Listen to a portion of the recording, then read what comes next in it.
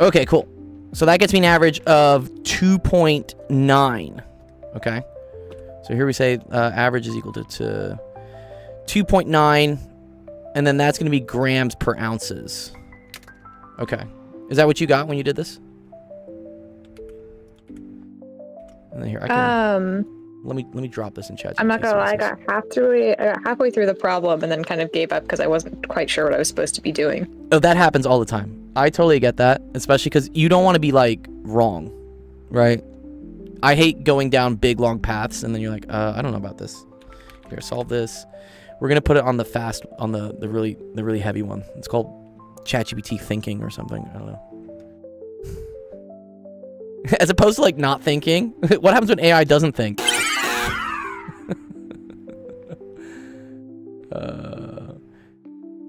Okay, while that runs. So, for everyone else who's watching who wants to know like how weighted means work, it's kind of the same thing. Let's say, for instance, you had quizzes, homework, and tests. These are usually how like your grades are broken down in class. So sometimes they'll say, oh, quizzes are going to be 30%. So quizzes would be like 30 points. Homework is then, I don't know, 20%. So we say 20 points. And then tests are 50 points. So if you want, and then let's say like your grade, your average grade in your quizzes, let's say is a 94. Let's say your homework is like an 81 because you keep forgetting to do it. And then let's say you clutch and lock in on the tests and you have like an 89 average on the tests. If you wanted to calculate what your grade is, right? This is also a weighted average where we would say like the total points you can get is equal to 100, right? 30 plus 20 plus 50. So if you want your average, it's going to be the weight. So 30 points out of 100 times 94 plus 20 points out of 100 times 81 plus 50 points out of 100 times 89. And that will give you like a final grade. And that's how you can do final grades calculations. I know students do this all the time. They try to figure out like, hey, what's my score in this class going to be? That's how you do it. Okay, let's see if ChatGPT gave us our answer though here. 2.9. I like that. That's what we got as well. I'll take it. Cool. Okay, so that was correct, Evoli. Yeah? Yay. We love that. Awesome. Sweet. Did that make sense and stuff? Yeah? Yeah, I think so. Yeah. Cool. Okay. Did you have any other questions about stat stuff? I do, but I also don't want to take up your time. No, please do. You can take up as much of my time as you want. Because, yeah, I only have one other question. CK submitted something. Looks like a precipitation. I'll do your question, CK, in a bit. Yeah, if you want to send another one, Evoli, I'll go through it, and then I'll help someone else out, and then if you just keep sending screenshots, I'm going to be on for at least the next 2 hours, so you can just, like, keep sending stuff. Yeah. Okay, I have this one right here, because I am not understanding z-scores, like, at all. Awesome, please. Yeah, I love z-scores. Yeah, Jeff says don't stop, because if you stop now, we have to do physics. Don't stop. Jeff just wants me to... Jeff loves when I do math. And it's... Okay, I put it in the help screenshots. He was very sad over the summer when I was teaching a physics class at UCLA because I had to keep doing like physics office hours all the time. And Jeff's like, get this physics out of here. It's like, sure, but this is what's paying my rent. Maria says, I'm going to need your help with physics soon. Of course, Maria. Oh, you bombed your test on acceleration? Oh, I'm sorry. Your nerves got you? Don't worry, that happens all the time. Checking out flipping physics. Flipping physics is really good. I know the guy from, Jonathan from Flipping Physics. I've worked with him, actually. Yeah, I recommend him. He's super cool. Yeah, exactly, yeah. So here, Maria, I'm going to send this to you if you want to, with Billy, Bob, and Bo. His thing is kind of funny, but check this out if you want, Maria. This guy, we've worked with him before on, like, authoring content and stuff, but he's also cool. He has some really good videos. Yeah, we made, we did an AP Physics review course together. This is back in like 2023. I tried to get him on my podcast here to like interview him, and he kind of just said like, Yeah, no dog, don't think it's a good fit for me. I was like, what? I was like, okay, I get it. I know I only have 7K subscribers.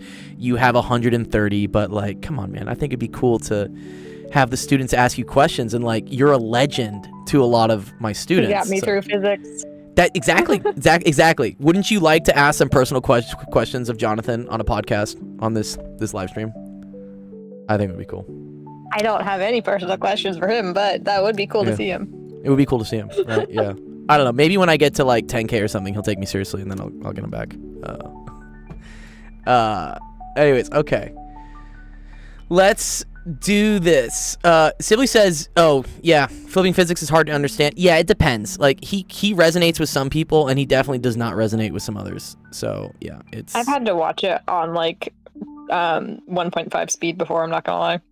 Yes. No, I agree. And that's the beautiful thing about YouTube is you can like slow down. Yeah. OG says, I love pure math until real analysis. Yeah. I never took real analysis. I only took complex. Let's torture Jeff and go into a random trig page on the internet and answer the first 5 questions. No, Jeff loves trig. Trig is fine. All right. A person reads on average 28 ebooks a year. I don't read 28 ebooks. I do. Dude, what? I read more than that. I'm still stuck on Dune. I'm still stuck on Dune. I probably read like 50K every 3 days or more. Reading is important, honestly. My parents forced me to read books, and I'm glad they did, because I don't think people read enough books these days, for sure. I read too many books. There's no such thing. To the point of where I got told I had an addiction to books and not phones. Dude, I mean, out of the things to be addicted to, I would take books over phones any day. I needed to read less books. Those people should not be in your life, unless they're your parents, but it's okay. Oh, no, it was because I wasn't doing my other schoolwork because I was just reading. Oh, okay, yeah. If you're reading too much and not doing your other stuff, then yeah. You know, if you're forgetting to eat or some shit, yeah. Eating is pain. You can't torture Jeff with any math. He feeds on it. He only becomes stronger with every equation, lol. Okay, z-scores. Let me explain like what a z-score is. Like, or what do you think a z-score is? I'm actually curious. Isn't a z-score kind of like the standard deviation away from the mean? Exactly. Yeah. It's like the normalized standard deviation. Yeah. So here we go. The standard normal distribution. Right. So the empirical. Good. Yes. Yeah. There's the rule, right? The was it 33? Empirical rule. Fuck, was it I think it's 65, 95, 99. Is that what it is? There's a few like decimals in there, but close enough. Whatever, it's somewhere close there. But yeah, so z-score is equal to this, right? It's equal to x minus mu all over sigma. People like just memorize this equation, but I don't think they understand where it comes from, right? X minus mu, this is just saying like how far from the mean are you, right? So x is like an individual data point. We say how far from the mean. And then dividing by sigma is saying, okay, that distance you're away, how many standard deviations is that? That's what a z-score is. It's telling you, so a z-score of 1, like a z of 1, tells you that you are 1 standard deviation away from the mean. And it's super cool. Oh, it's 99.7? Yeah, there you go. 68, 95, 99.7. Thank you. Yeah, that's what it technically is. Right, and then standard deviations are cool because that tells us how much spread or how much like wobble there is in our data. So something with a high standard deviation means that the numbers are all over the place. An example of standard deviation being high, that's a good one. What was something that would have like a high standard deviation? You actually understand statistics? I do, yeah. Well, until like I'm asked the question of what's a high standard deviation. I don't know. How about people rating other people in terms of attractiveness? I think that's probably a high standard deviation because people have like wildly different tastes on things. So some people probably like noses or ears or eyes or whatever. I don't know. So that could be like all over the place. Something with a low standard deviation means that there's not much variation in that number. So for instance, rating what you think of the 3rd Harry Potter book is, that would have a low standard deviation because it's a great book. Examples. So here we say the standard deviation is 3. Find the corresponding z-score for each raw score. Oh, this isn't bad at all then, right? You know how to do this. So z, So the raw you score. just showed it. Yeah, the raw score is just this. Yeah. It's just data value minus mean. Good. And then divided by standard deviation. Yes, exactly. My man. So this one would be -1, right? 36 would be 8 books over, but then each standard deviation is 3 books. So this would be positive 8/3, right?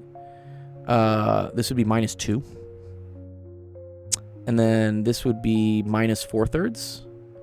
And then this would be positive 4/3. Yeah, not bad at all. Yeah, okay. I think what eventually gets interesting with this is asking the question, for instance, of like, what percentage of people read, let's say, like, between 22 and 36 books. Do you know how to do this? No. Okay, let me show it to you because it's going to come up next. Okay, so this z-score, right, has percentages. Like, this is the cool thing about the z distribution. Do you know what happens if you add up everything within the bell curve, the z distribution? Do you know what you get? Isn't it like 0? You get 1. 1, okay. If you add up the total area of this, you get 1, which means there has to be 100% chance, basically, of something happening. If you split it down the middle, right? Let's say in this case, this is what the average. I always like to say, like, for instance, this is the real score, right? Whatever percentages, and then I like to say, okay, what's the real score? Or I guess they call it the raw. They call it the raw score, which is like, what does this correspond to in real life? Well, a z-score of 0 in real life corresponds to 28 books. Okay. So if you wanted to figure out the proportion of people that read less than 28 books versus the proportion of people that read higher than 28 books, it would be 50-50. Because this area would be exactly half of the total area. And the area underneath this curve tells you the percentage chance of that thing happening.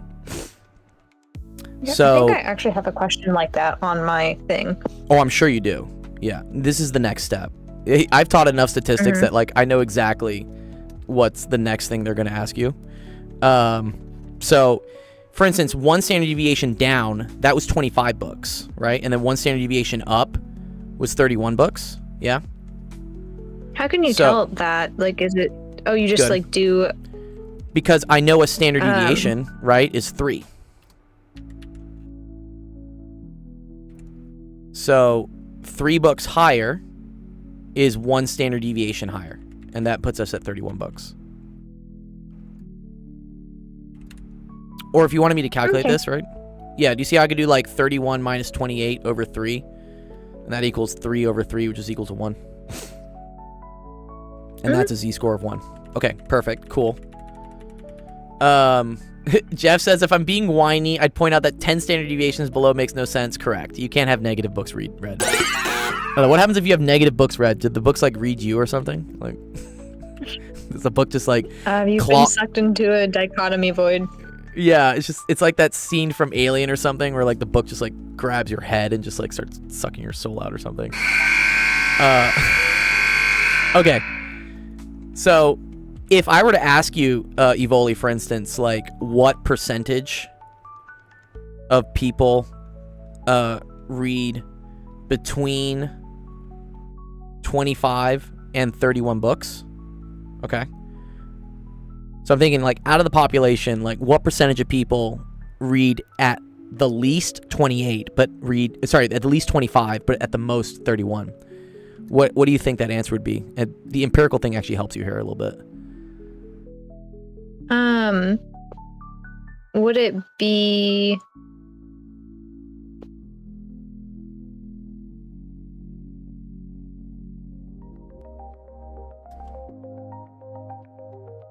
like...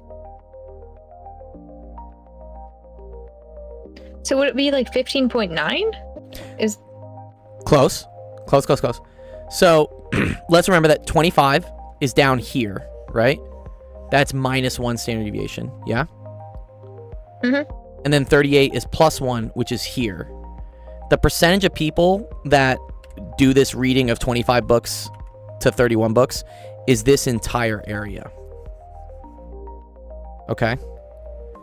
Now, this thing shows us what all the different percentages of these different bars are. Yes, you do need the z value, but we do know that 25 books is -1 for z, or 1 standard deviation below, and 31 is 1 standard deviation above, which is, yeah, +1 is z. I'll show you how to use the z table, but let me show you the empirical way first. This empirical rule that we learned earlier, which I think it was 65, 95, 99.7, this tells me the percentage of area, or the percentage of people, or the probability of something being from 1 standard deviation below to 1 standard deviation above. This tells me for ±2 standard deviations. This tells me for ±3 standard deviations. Oh, it's 68? All right, sorry, my bad. Yeah. Okay, so do you have a question about the Evoli? So do you have to, like, calculate the percentage in between? Yes. Yes. Which I'll show you how to do with the Z table. This is how to do it with a cheap little hack, okay? Which is that if the range you're looking at is 1 standard deviation below and 1 standard deviation above, this total area here is 68%. Okay. You can read it if you want to read the individual areas on these bars, for instance. So this is like 15% plus 15%, that's 30, plus 38%, because that's 19 times 2. 30 plus 38 gets you 68. And that's... Okay. Yeah, cool. Let me show you how to do it from a Z table. Right, Popoli is like, use the Z table, use the Z table. Because, yeah, this is a thing that comes up. And then I'll show you how you can do it in your calculator, actually. It's even easier. If you get like a TID... Do you get to use a TID4 or something equivalent in your stats class? No clue what that is. You know what a calculator is, right? Yeah, like Are you this talking thing. like a Texas? Like, yeah, the TI Texas Instruments, like this gold one here. I don't know. Yeah, I don't this quite thing know. this thing has so much stats on it, like just built in. It has all these statistics stuff built in. It's so nice. People don't realize how much statistics is on this. Are we going to be using the normal distribution? We are. We definitely are going to be using the normal distribution. I'm going to show you where it comes from. I need the tables, though, but I want nice tables. Where are my nice tables? Because also, like, it depends. You have to know how to read certain tables. Certain tables are formatted different ways. Because sometimes they do, like, area to the left, area to the right, or whatever. It's kind of annoying. Let me see. Baiju usually has good stuff. You got some tables? Yeah, you do got some tables for me. Thank you. Why do they... What? Why is this one colored yellow, but this one is monotone? Okay, whatever. This is statistics. Yeah, here. Okay, so let's show what happens. Okay, that's part of the table I need. I need this part as well, please. Okay. What would you do if you didn't know the standard deviation? You'd have to estimate it. So, you can estimate it based on the number of samples you have if you really have to. You can... And in that case, you have to use, instead of z-scores, you have to use what are called t-scores, which are based on the number of samples in the data you came up with. Right, when this person figured out that 28 people on average... Sorry, that people read on average 28 books per year, how do you think they got that data? Did they ask every single person in the world how many books they read? Probably not. I mean, they should, but they should. They don't. But that's that would take a lot of time, right? So what they did is they took a sample. So they probably went to a college campus and they asked like 100 kids, "Hey, how many ebooks do you read?" And based on that number, they can come up with an estimation for what they think the whole population does. And this is where statistics comes in. Because statistics tells us with what level of certainty I can say based on like how many people I asked. It's really cool. But that would be super skewed because different population or different samples of people Correct. Like read different amounts. 100%. And this is where you have to do what's called an SRS, which is a simple random sample, which means the population you're trying to describe, you need to have a random sample of that population. So for instance, if you're trying to figure out what percentage of, if you're trying to figure out how many ebooks college students read, you wouldn't go to a nursing home and start asking those people how many books do they read, right? Because the people in the nursing home, that sample is not representative of the population you're trying to describe. If, again, you're trying to do college students, it makes sense to go to a college and just ask 100 kids. But then you need to be random about it, right? You don't want to like post up by the English department and only ask those people. You want to like randomly pick everybody at the university. You want to randomly pick people. If you're trying to get it depends what you're trying to describe, right? Otherwise, you're right, things do get skewed. Yeah. Okay. So this is a Z table, Evoli, okay? Which looks scary, I know, right? You're like, what the hell are all these numbers? It looks like a coding document. It does. You know what this looks like? And I'll show this later to people. They have things where they do. So before calculators and things, we used to have books, and it was like a book of random numbers. So if you wanted to do a random number generator, you would open up this. That. Oh, you know these? Yeah, they're super funny. Yeah. Yeah. Looks like a phone book. Yeah, they're ridiculous. Or like a table of integrals. It's a whole thing. They're relics of a time long ago. Which, yeah. Okay, so do you see how this looks like the same normal, the bell curve we have here, right? Mm-hmm. So what this table allows you to do is that given a Z number, it'll tell you what area is to the left of that Z number. Okay? They usually say this, they say this is like the probability that like Z is less than X is kind of like what they say. This is a way to write it. So what's up, Reki? 6'7"? Oh no. You kids with 6'7" these days, you guys gotta stop. So what I'm gonna do first. It doesn't even mean anything. It doesn't. It's the ultimate meme, right? Because it's nonsense. I'm gonna look up what this this Z number is. So I need the Z number -1, okay? And from that, so you look on your table here. This will get you to the first decimal place. So you see how it's like Z -3.4, 3.3, 3.2. We want to come all the way down here to -1, okay? And then this column is like the second decimal place. So if my Z-score was, for instance, like Z was equal to -1 I don't know, like 0.06, I would technically come down to this row, -1.0, and then I would find the intersection with 0.06. This number right here would be the area associated with Z is equal to -1.06. That's how the table's read. Okay. Okay. So -1.00, that's this one. Okay. And so that tells me that there is 0.1587 to the left of that. Okay. So let's try to like draw real quickly, like a little bell curve, what this would be. So I have my Z-score here at -1, and I know the area to the left of that is 0.1587, okay? So this right here is going to be 0.1587. Now I'm going to look at what the area is for Z equals to 1. So we're going to look at this table, because I have to now see on the right side of the Z's thing.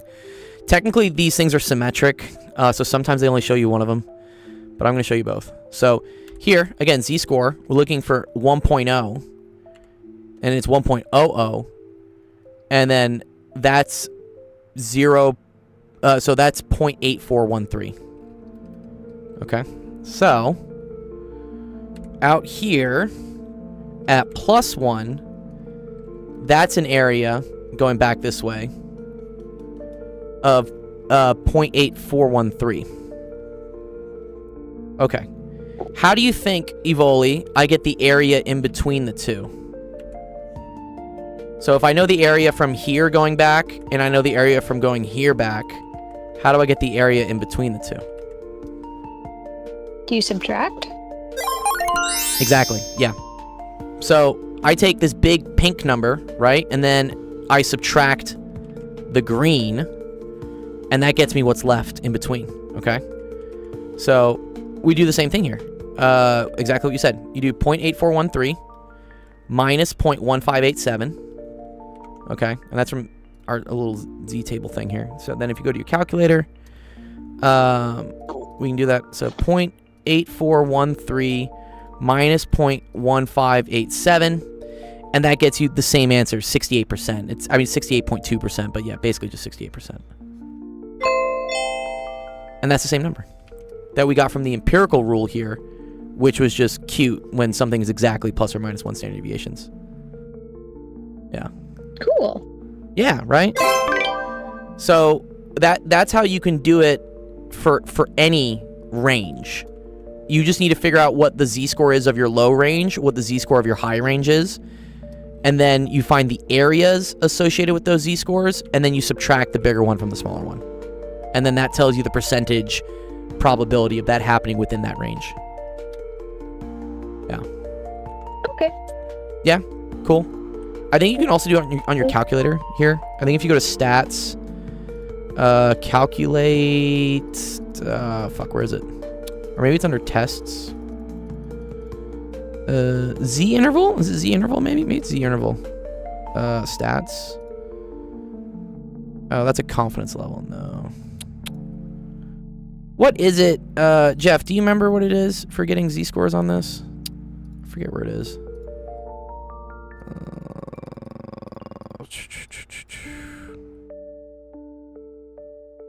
Or is it... Oh, man. What's it under?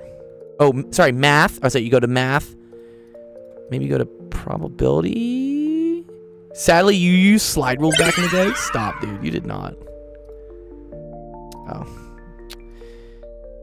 It's on here somewhere. I just can't remember it. I think it's like inverse PDF is what it is. Linreg, no.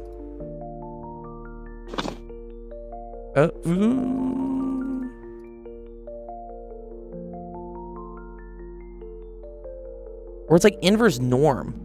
One sec. Now I'm upset. I want to know what that is. One sec. TI-84 area z-score. Yeah, how do you do it again? Second. It's under distribution. Oh, okay. Duh. That makes sense because it is a distribution. Sorry. You go to second distribution here. Okay, here it is. This is it. And then you go to, I think it's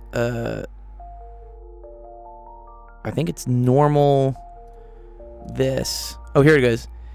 And you say what the lower is. So negative infinity is like the lowest something. Well, actually, no, here it was. Our lowest here was 25. Our upper was 31. Our mean, that's what mu is here. That's 28. Standard deviation was 3. And it gives you the same answer. You see how you get like 0.68? Yeah. So that's another easy way to do this without even having to go through all those steps. But depending whether your teacher allows you to use a calculator or not, it's good to know the table way anyways. Yeah. Cool. Okay. Awesome. I hope that helped. Evoli, feel free to like send me other stuff while I help students, but was that useful? Yeah, thank you. You're very welcome. Nice.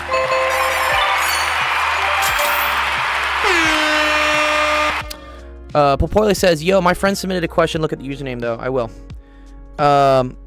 Maria, if you're still here, what did Maria say? Thank you. Physics isn't that difficult. We're doing the big 5. Nice. The kinematics equations, those are great ones to know. For sure. I'm cooked to a crisp without you. I hope you're not actually cooked to a crisp. Okay, let's see. I did see some screenshots get submitted. Odin has one from before. Turtle Jeff. Jesus Christ, what is this?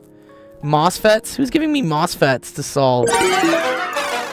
That's some heavy EE, dude. Yeah, look what I'm getting in my question box right now. This I'm pretty sure I can do. I think this is probably intro chemistry. This is a little painful. Yeah, P-channel MOSFETs. This is a lot of equations. It's electrical engineering. Shows an example of how to compute sample standard deviation with 100 random numbers. That would take a while, Jeff. I don't want to do that. What? You want me to do it by hand? All right, let me pull this image in. This looks promising from some other student.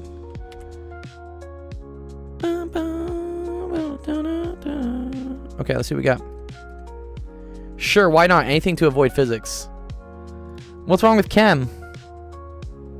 What's wrong with chem? I like chem. I think chem's great. Okay, precipitation of an insoluble salt is used for gravimetric analysis using mass to analyze composition. Cool. Yeah, gravimetric. So grav means gravity, right? So using the force of gravity, which is the weight of something, to analyze what's there. Okay, so they take lead 2 nitrate, that's this thing, the PbNO32, with excess potassium iodide, that's Ki, which causes a precipitate, PPT. Usually we call this just like a solid. I don't know why they're putting PPT on it. Chem is even less pure than physics, I know. Then the balance equation is as follows. Write the net ionic equation for the reaction as shown above. Okay, cool. I like this. So when writing net ionic equations, what you want to do is you want to analyze so first you want to write out what the general full chemical equation is. And then you need to go through and talk about like what things when added to water, like when they're aqueous, what things are going to ionize. And ionize means they're going to break up into constituent ion parts. What the fuck you mean by PP? I think they mean precipitate. It's kind of a weird thing to do there. So, okay. So, potassium iodide, that is aqueous, so that's going to break up. Okay, well, they didn't give us any room here to solve this, dude. What? Okay, I'm going to do it. Whatever. One sec. Let me copy the question, like, over here. What's up, Roman? Good to see you. Starting classes in October. Dub, dude. What classes are you starting? Okay, so potassium iodide. Potassium has an ionic charge of +1. Iodide has an ionic charge of -1. If you're curious what the charges are, you can always go to a periodic table. And here, let me just like... Oh, can I just open... Do I want to open this full screen? I don't know. This is kind of whatever. Yeah, cool. Whatever. Periodic table. I'm quite fat now, though, because of my age. It's okay to be fat. I mean, you can still get your health together if you want. Bachelor's of Science in AI. Oh, that's cool. They've already started doing those. You can now get a degree in AI. Wow. That's cool. Okay, ionic charge. This is +1. This is +2. This is like mystery land. Surprise, motherfucker. Of like +2 or +3. We don't actually really know. There's so many exceptions. This is +3. This is plus or -4. Then you have -3, -2, -1. So potassium, which is here, that's a +1. So I'm going to say, cool, I have 2 K +1s. We just say plus there. And then I also have 2 iodides. Iodides is in the -1 corner, so I'm going to say 2 iodide minuses. Okay, now we look at lead nitrate.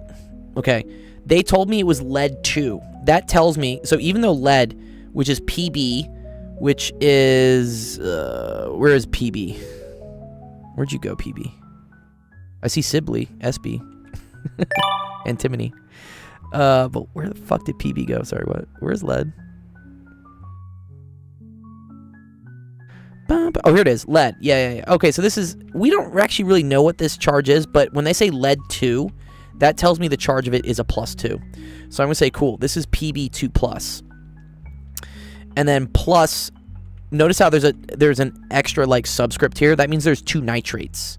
So I'm going to say 2 nitrates. And if I needed 2 nitrates to balance a +2 Pb, that tells me that each nitrate is a -1 charge. Right? Because 2 minuses with a 2 plus gets me a neutral thing. You can also look this up under the polyatomic ions sheet. Okay, and then we have plus this, but this is a solid. Solids don't ionize. They stay together. So this is just going to be PbI2. We're just going to leave this how it is. And then you have potassium nitrate. Same deal here. Potassium is a +1. And you have 2 of them, so you have 2K plus 2 nitrates, which again are a -1 charge. Because this thing is -1, and then this thing is +1. Popoli says, I'm going to add 1 element to the periodic table. No way they forget the most important element. Which one is it? Which one are you talking about? There are some wacky periodic tables. Have you guys seen the wacky periodic tables? Or is it wacky, or like alternative periodic tables? They're actually quite hilarious, dude. Yeah, look at this thing. Like, what? What is this? Or like this. This is also a periodic table, apparently. Or this, the circular periodic table? Dude, what? Yeah. Or, oh, this is it. This is funny. This is it weighted by which one's the most abundant, I think. Yeah. Anyways, we're going to use the standard periodic table because that's what you learn in class. The Henry Moseley table. I want what they smoke. Yeah, seriously, dude. Did you know, who's that guy? That actor who played in Iron Man? Oh, man, what's his name? Black guy. I forget his name. Fuck. Terrence Howard. He has his own periodic table as well. This is quite funny. But, okay. Now I want to figure out the net ionic equation. This is the same thing as math. All you're going to do is look at this equation that you've written. This is the full ionic equation. Okay? Oh, I fucked this up. Oh, no. Oh, no. Okay, whatever. I just got to delete all this. One sec. Take this down. They smoke cigars, the good vintage ones. I like cigars. Cigars are nice. To get the net ionic equation, you just cancel what things on the left side of the equal sign, cancel out things on the right side. So I notice here I have a 2K plus. I also have 2K plus here. These are going to go away. I also have 2 nitrates. So what I'm left with is this and this. So now my net ionic equation is 2I plus PB2 plus gets you PBI2. And then you're supposed to write, I think, solid here. And then I think you write these are also aqueous. If your teacher gets mad at the states. Yeah. The cigar Bilbo that Gandalf smoked, yeah. So there you go, that's it. That's the net ionic equation. The other things that got canceled out, if your teacher ever asks, these are called spectator ions. Because they don't really participate in the precipitation reaction. They just kind of like chill. Like they're there at the beginning, they're there at the end. Did they really do anything? No. So they're spectators. Okay, cool. So yeah, that's how to write a net ionic reaction. In general, if you want to like cheat and like just get ahead, usually the net ionic reaction is going to be whatever the solid thing is and whatever made the solid thing, just adding up to it. So in this case, PBI2 got put together because, again, you had 2 I minuses and you had a PB2 plus. Bingo. That's all you really had to do. This is chemistry, Sweeto. We're just helping students out with random math and science questions that they have. So if you want to submit one for us to go over on the stream here, we'll do it. Last time you did chemistry was in 9th grade. Last time I did chemistry was, I don't know, about 30 seconds ago. Last time you looked at chemistry, Roman, was right now. Okay. Let's see what this says. The particulate diagram is incomplete. Draw in the particles needed to accurately represent the major ionic species in the remaining solution after the reaction has been completed. Well, no, I see stuff, right? We got potassium. We got iodide. Oh, we don't have lead. Well, also, like, we have to, like, kind of say that, right? This thing here is PbI2. And also, we don't know that all of the PB2 plus and all of the I2... Sorry, all of the I1 plus is going to react. So, technically, I think you still need to do this. You do still have some PB2 plus hanging around. It's just a lot of it will hopefully... Oh, I guess... Yeah, excess potassium iodide. No, that makes sense. So wait, all of the PB should then precipitate. Because you have excess amounts of this, which means... all of this should get used up. I had a great chemistry with an ex-lover. What? What type of bonding was it? Was it covalent? Was it ionic? Was it hydrogen? London dispersion? What type of bonding did you have with your ex-lover? Okay. Let's see. There's a lot of stuff going on here. I'm not sure I'm going to do all these questions. Unless if you're in my chat right now and this is your question, if you want to let me know exactly which one is like bothering you the most, I'm happy to like do that one. Otherwise, I'm just going to pick a random one. So, let me know if you're in my chat and this was your question you submitted me. Let me know which one you want me to go over. I'm not going to do all of them because that's a lot. It would take me like... What's up, Odin? What's good?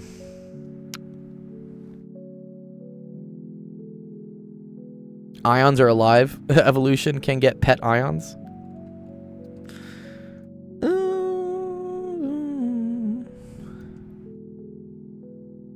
Let me think which one I want to do. Well, this is like a new reaction. I don't want to like do new reactions. Let's do this. Let's do part C. I think we should do part C. Part C, I think, is cool.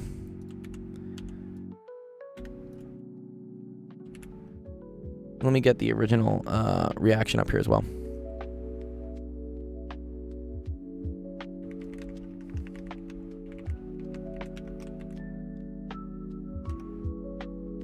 We were quite satisfied with each other, but we had to move out of town because my truck driving work in 1996. That's right. You did tell us, Gmail user, that you were a truck driver at one point. Or you still are a truck driver? I forget. Big rigs are cool, dude. Did you drive stick or did you drive automatic? Because, dude, stick on a big rig has like, dude, the gear configuration map is nuts on that thing. Gear map, semi-truck. Automatic now, yeah. But did you ever drive stick? Yeah. Bro, look, excuse me, look at this. This is the shifting pattern. What? Like, how the hell do you know where all the gears are? I think they have made it easier, right? Is this a little bit easier? That was the norm before, dude. Jesus. I guess this looks a little easier to me. This looks like a standard, like, 6-speed. But they've, I guess... Yeah, high, low, high, low, high, low. Yeah. It sucks now? Aw. Yeah. This to me is a nightmare. I don't know how you would memorize this. This looks like a web pattern. Okay. All right, let's get our reaction here. Manual transmissions, how old-fashioned? I asked my UCLA class who can drive stick. Only one person raised their hand. Out of 200 people in my class, only one of them raised their hand.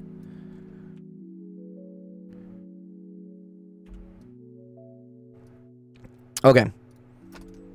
So they had lead nitrate, which they reacted with excess potassium iodide.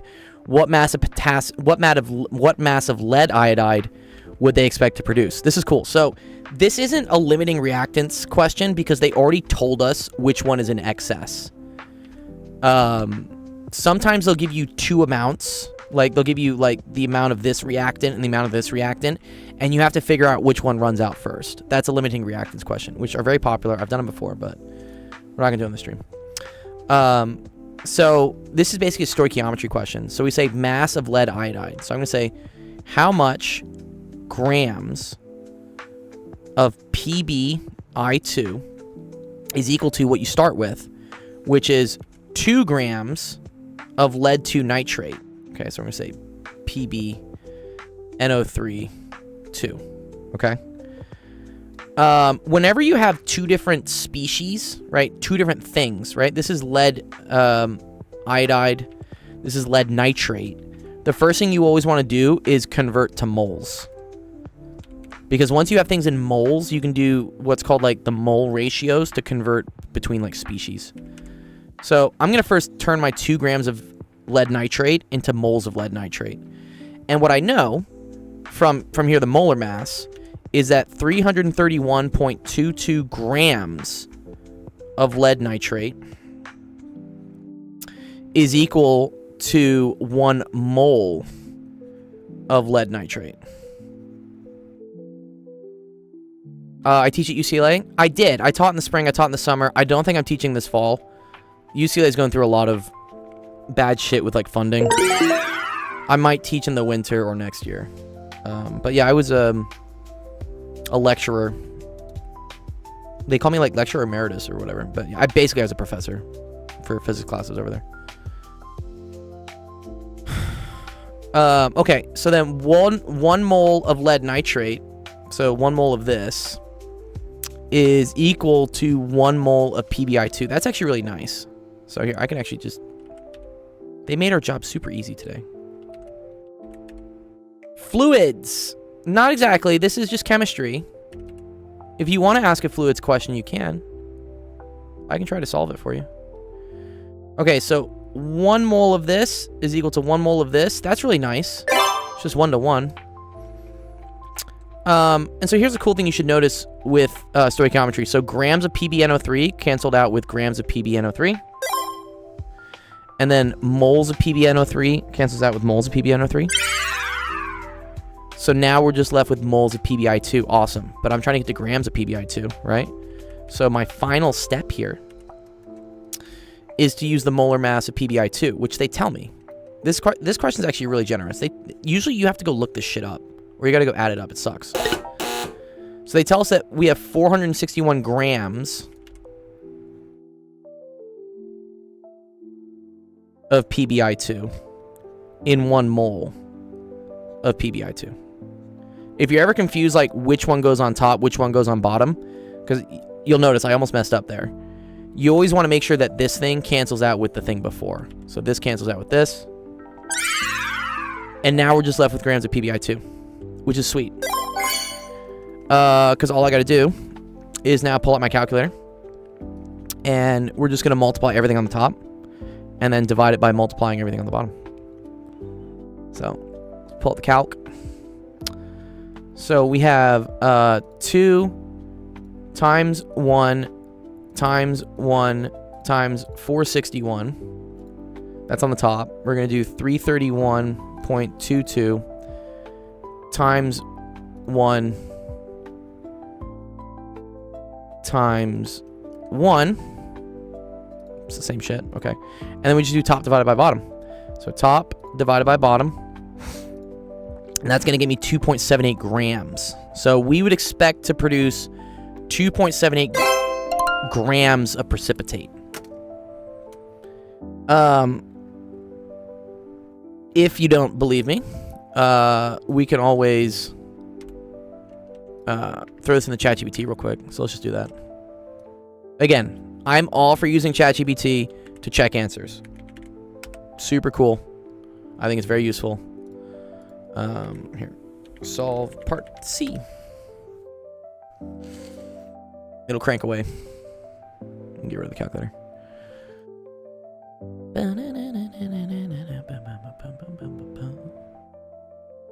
There we go. Nice. Blah, blah, blah, blah. They got 2.8. Is that what I got?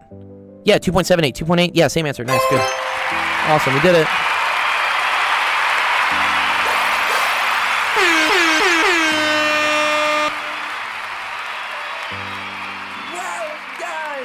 Well done. Sweet. Good job on the chem. I like chem. It's one of my other like favorite sciences to teach. Chem, I mean physics is my favorite science to teach because I do it the most. Chem is probably a close second. And then I don't know. I mean stats isn't really a science, but I don't like teaching biology. I think biology is just a bunch of memorization. Math is my secret favorite. Yeah, if you had to ask like what subjects do I like to teach the most? I mean calculus probably. I really like teaching calculus. I think calculus is really cool. What about solid state chemistry? Ooh, like NPN transistors, barriers and stuff. Or was it crystallography? Or quasi-crystals? That's all kind of like solid state, right? I did take a solid state engineering class, and it's not engineering, sorry. Solid state physics class in my undergrad, and I understood absolutely nothing. It was really difficult for me, honestly. I had to like get my friends to kind of carry me through that class. What they call like Briand zones and stuff. All right, someone submitted this with ceramic method, thin film analysis. Yeah, exactly. All that stuff it's cool. It's very specialized. But not my cup of tea. I'm not like super into that stuff. I'm also like not super into this either. This is like hardcore. Who submitted this to my channel? This is pretty hardcore electrical engineering. Because this is MOSFETs. This is so with circuits. I'm cool doing you know, I can do mesh analysis. I can do KVL, KCL. You know, resistors, caps, whatever. When we start getting into transistors, things get a little bit more like weird. I have done this, but yeah, look, bro, we just start like what? Like what the fuck is lambda? Lambda is inverse volts, and then MAN squared. I don't know what half the shit is. Yeah, okay. Okay, this is a great example of I appreciate this question, but I can't answer it because this is pretty advanced electrical engineering. I know you electrical engineers probably in my crowd will be like, oh, it's basic. But I just don't know the equations for these.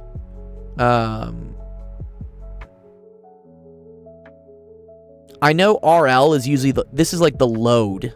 I think I understand this. This is like there's a load being connected to, this is an amplifier, I want to say. Yeah, it's an amplifier. So an amplifier like takes a voltage or takes a signal is what it does, sorry. It takes a signal, which I believe comes in through here. Or maybe it's, I forget where the, no, signal I think comes in through here. And then it gets amplified through like a load. This is how like speakers work, by the way. These are cool. This is, what's up, Daimo? Daimo, is this your question? Did you ask me this one? This is how like speakers work. Speakers take, you know, waves of a song and then they amplify those through an amplifier. And then that signal gets sent to a speaker. The speaker is seen as like the load at which the signal runs through. Yeah, that's where this comes from. It's cool. Sib says, physics is so hard. It must have taken a lot of work to love physics.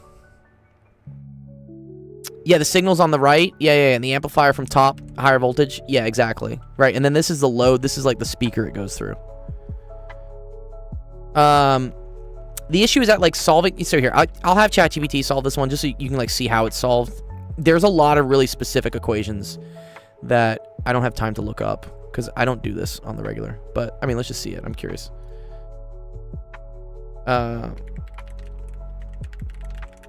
This is again another way that you can use AI to learn.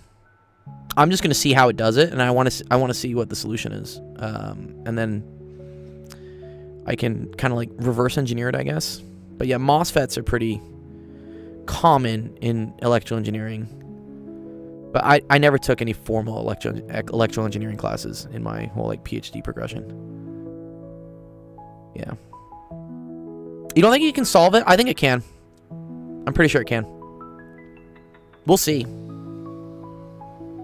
It's gotten damn fucking good at reading diagrams. I agree, back in like ChatGPT like 3.5 or even like 4.0, I don't think it could do this. 5 can. I've seen it do some pretty crazy stuff with like circuit analysis. I know that because when I was teaching E&M and like I was teaching the circuits version at UCLA, when I designed my circuits, it was very difficult for me to design circuits that ChatGPT could not instantly analyze and figure it out for the exams that I wrote, because it was an online class, so all the kids I knew were going to use ChatGPT at some point. But you had to be really finicky to try to trick ChatGPT. It's hard. Yeah. Well, let's see. I think it already did. So yeah, let's look at this, right? So it thought for a minute, and it says, yeah, this is a P MOSFET, grounded by CS. Output is taken as drain. Output is taken at the drain. Oh, so it thinks the output's coming here at RD, not RL. Gate is the input. Sure. So I think that's this on the left, coming into the right. Right, that's the input. Treat them as shorts, mid-band. This is where, like, yeah, this is terminology I don't know. The drain is connected to the ground, drain node coupled, small signal device. So the gain is V over VI, which is, this is called, I think, the grand mean. RD, RO, RL. But look at this. It's so specific.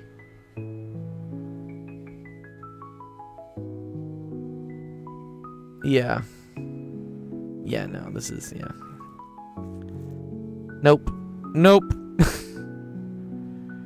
But it's cool. I think this answer is probably correct, honestly. It's just, this is very specialized electrical engineering stuff that I don't know, let alone do I don't teach it. So, but cool. I appreciate all sorts of questions, though. It's fun to, like, see what people are working on. Yeah, it's good. Dymo, dude, it's fucking good. If you use the paid version, at least. Okay, let's see. Do we have any other questions for today? Nick, did you want to go over anything? Otherwise, Sib, I'll go over your question. I kind of liked yours, Sib. It was this one, right? Let C be oriented curve parameterized by this. Calculate the contour integral. 2xy dx plus this. And I think what we did during yesterday's stream is we showed at least that the vector field we're looking at was conservative, right?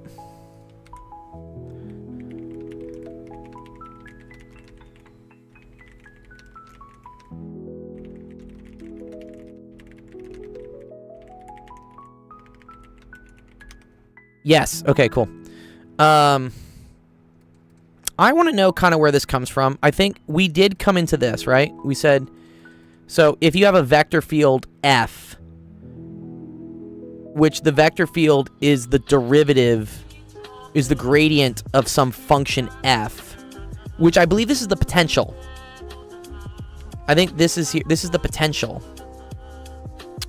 So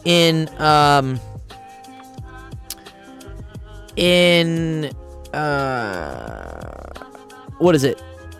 In E&M, I think what we say is that F, which is a field, is an electric field, is equal to the grad of the potential. I think this is what we say here. The anadelta, is that what you call the nabla? You call it anadelta? Because it's an upside down delta? Right. And then I'm trying to think how this works. Okay, so here's the cool thing. I think from Maxwell's equations, correct me if I'm wrong, I think E dot dl is equal to the change in potential, right? We say like delta V, or we could say here, so from like position 1 to position 2, it's equal to like V2 minus V1. I think this is from Maxwell's equations, right?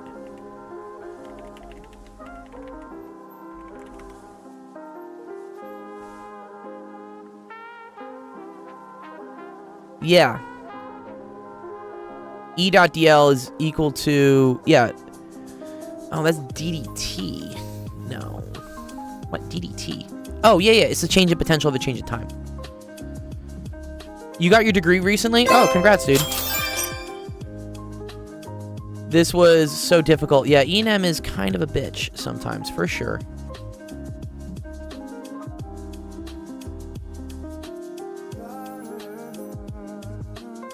E.ds is change in magnetic flux? No.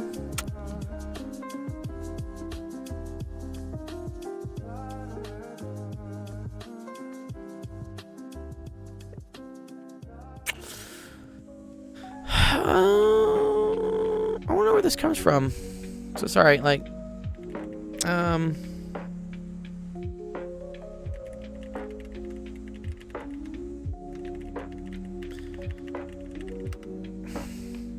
okay, this is it. This is what I want. Dude, yeah, here's our boy flipping physics. What's up, Jonathan? Yes. Here we go. Change in potential is equal to the integral of E dot dr. Right? Okay. I mean, so if E is defined as nabla V, so, right? So, yeah, this is, sorry, it's E dot dr, right? Yeah, it's what I have written here. Let's just keep it as dl. I don't care.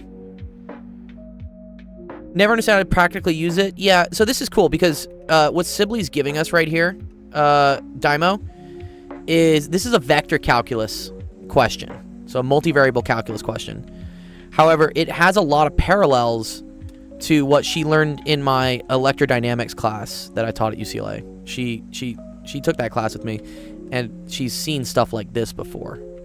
And I like to, like, kind of show how it's the same, you know? Yeah.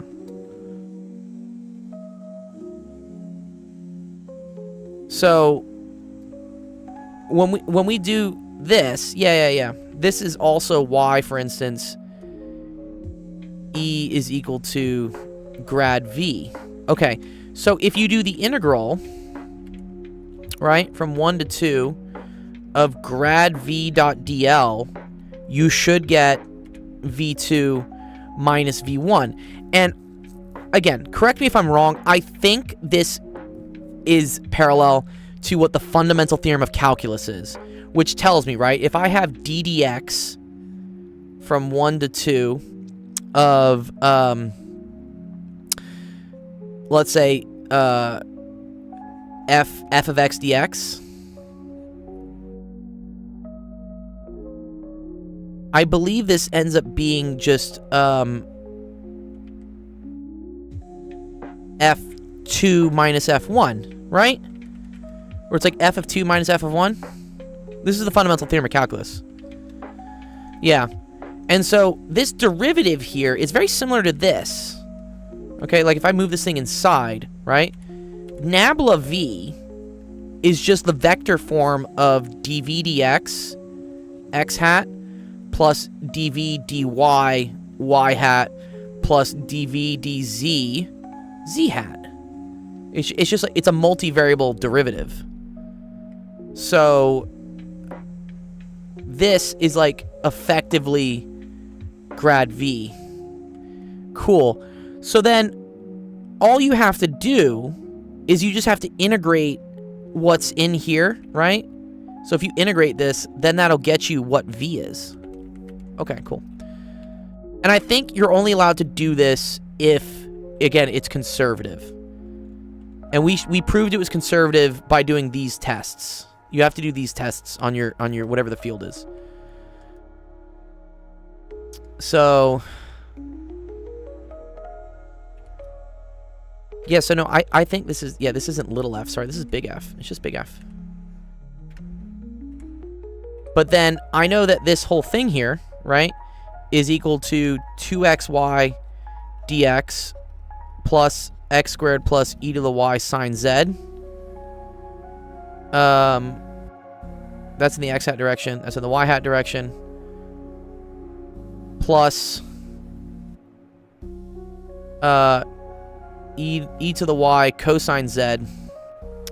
Z hat.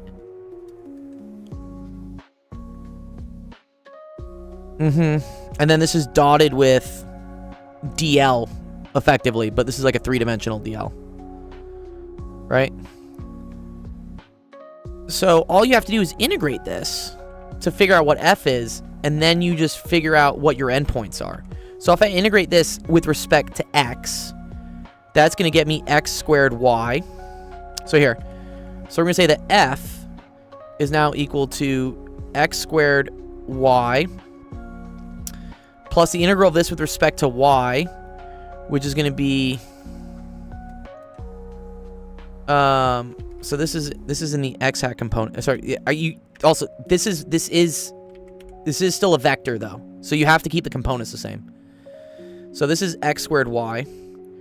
The integral of this would be x squared y plus the integral of this. Integral of e to y is just e to the y, so that's e to the y sine z. Vectors! Yeah, what's up, Zach? Good to see you, dude.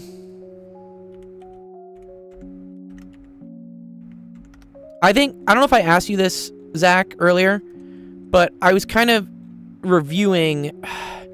First of all, I forget what this theorem is, where if you have a conservative vector field, and then you have the integral of like this dot dl, it's equal to like the potential at one minus the potential of the other. Good. The fundamental theorem of line integrals. Is it safe to say that's similar to the fundamental theorem of calculus? Is it like an analog?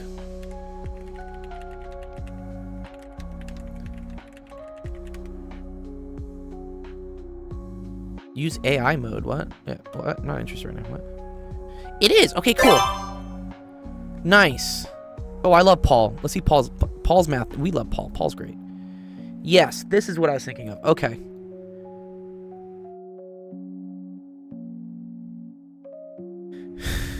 Oh, very cool. So they are connected. It's a variation on it. Very cool.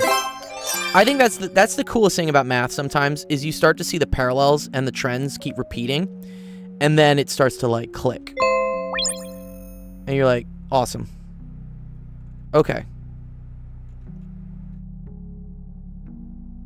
Got a riff on the FTC. Yeah. Fundamental theorem of calculus. Yeah. We learned this in calculus, and I don't think people appreciate it for what it is. You're just like, oh yeah, whatever. I plug in the bounds and like we're fine. But it does come in handy here. Okay, very cool. Now, it doesn't talk anything about it having to be... Okay, no. Here it is. Sorry. It does have to be conservative. Okay, so it does have... The path has to be closed, simple, all that fun stuff. Okay, cool. All right. So yeah, we proved it was conservative. I think it... That's all Calculus 3 is. It's just the fundamental theorem of calculus. Okay. Cool. Yeah, we proved it was conservative doing this stuff. We showed that, I think, whatever these, like, determinant cross-product derivative things are 0. Okay. So then, all that's left to do is to do this. Can you summarize what you just did? Yeah.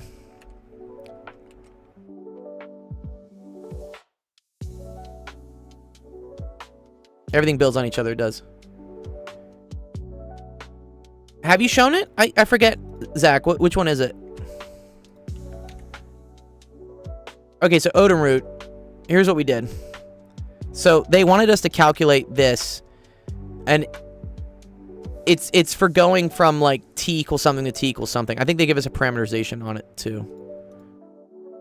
Let me find the parameterization. Yeah.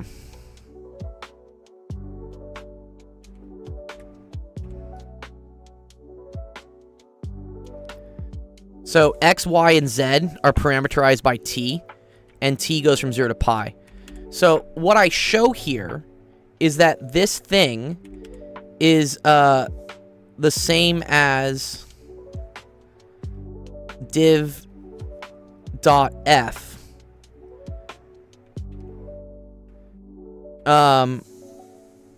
Div dot s.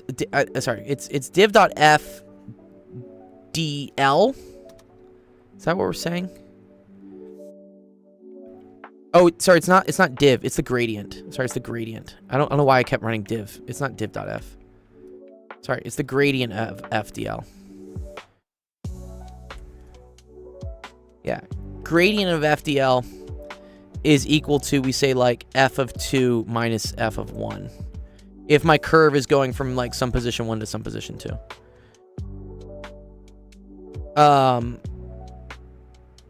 Right. And then, in order for it to be conservative...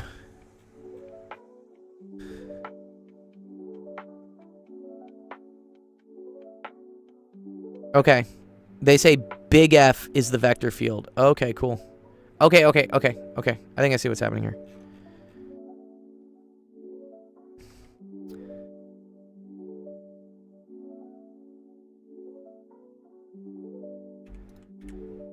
Right. So really what we had here, to start with, let's just start, is we had the integral from 1 to 2 of some big F dot dl, okay? And then we recognize that, like, okay, this may be a vector field, okay?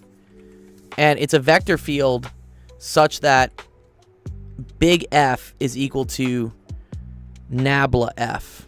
And this is called a potential. This is called a vector field. And sorry, I should put things on these. Okay. Nabla F will instantly turn... So F being a potential, that's a scalar, which means it doesn't have direction. But when you take the nabla of it, nabla F is equal to df dx x hat. Or here, we can do this as like a vector. I can show it. It is a vector. df dy, comma, df dz. Such that this is a vector, again, x component, y component, z component. In order to show, but in order for this thing to hold true, I need to prove that F is a conservative vector field. I'm not exactly sure why I need to do that, but it's one of the rules. So F must be conservative, not liberal. Don't bring politics into math.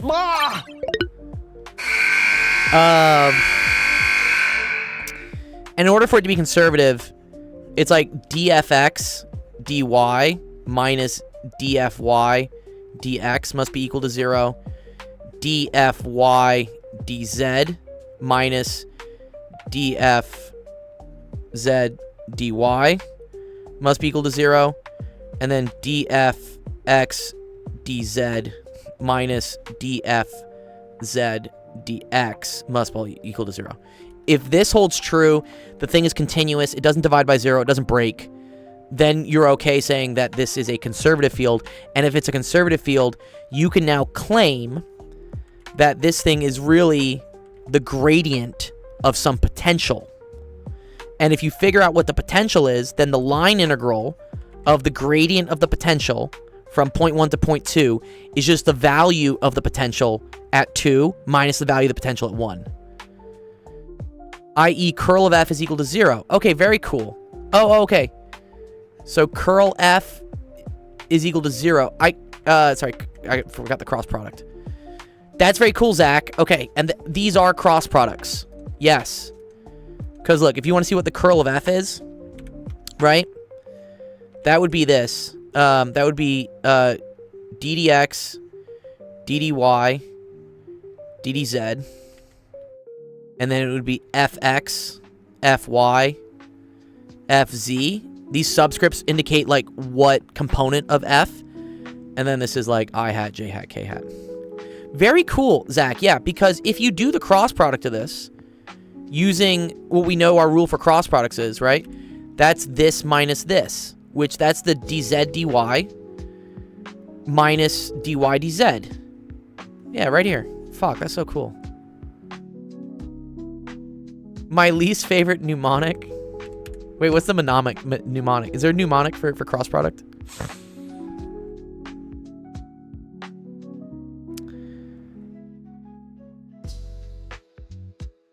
Oh, the determinant thing. Yeah. There's also the ones where they expand it out and then you do this. I don't like that. I think it's goofy. I forget what that method's called, but it's a goofy ass method. Okay. So now all I have to do is figure out what f is. And so I know that grad f, right, this is equal to what I have. So I know it's equal to 2xy, comma, x squared plus e to the y sine z, comma, e to the y cosine z. Right? So that means df dx is equal to this. So if df dx is equal to 2xy, all you got to do is just move this over. Integrate. And so now you just integrate this with respect to x. So you get that fx is equal to 2x squared y over 2, which is just equal to x squared y. And then we're going to do it for the other ones, which is what I was doing here. Let's see if I did it, sorry. So x squared y plus e to the y sine z, and then comma, the integral of this with respect to z would be e to the y sine z. And this, sorry, this is not big F, this is little f. This is the potential. Very cool. So, this is a very cool question, Sib. I like this one. So now all I have to do is just do f of 2 minus f of 1, which is f when t is equal to pi minus f when t is equal to 0. But then t is a parameterization, okay? Whereby x is equal to t squared, y is equal to t, z is equal to 2t. So this is f of, so t is pi, so that's going to be pi squared, comma, pi, comma, 2 pi, minus f of 0, comma, 0, comma, 0. And so this is what we had for f, right? So let's figure out what that is. And sorry, f is not a vector. F is no longer a vector. I don't think it is.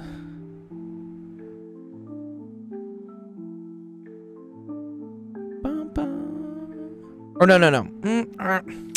Sorry, wait one sec.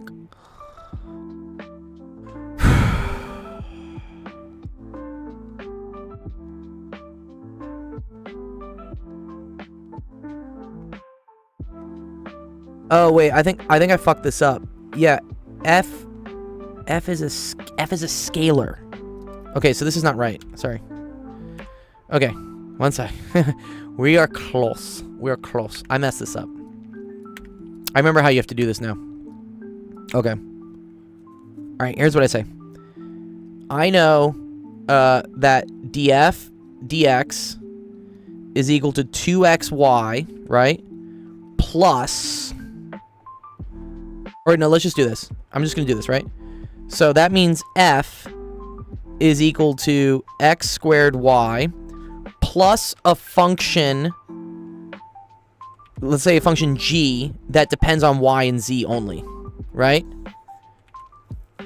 I know this part of the function exists, right? So if I do df dx of this whole thing, this only depends on y and z. The derivative of this is 0 with respect to x, so only this would become 2xy. Okay.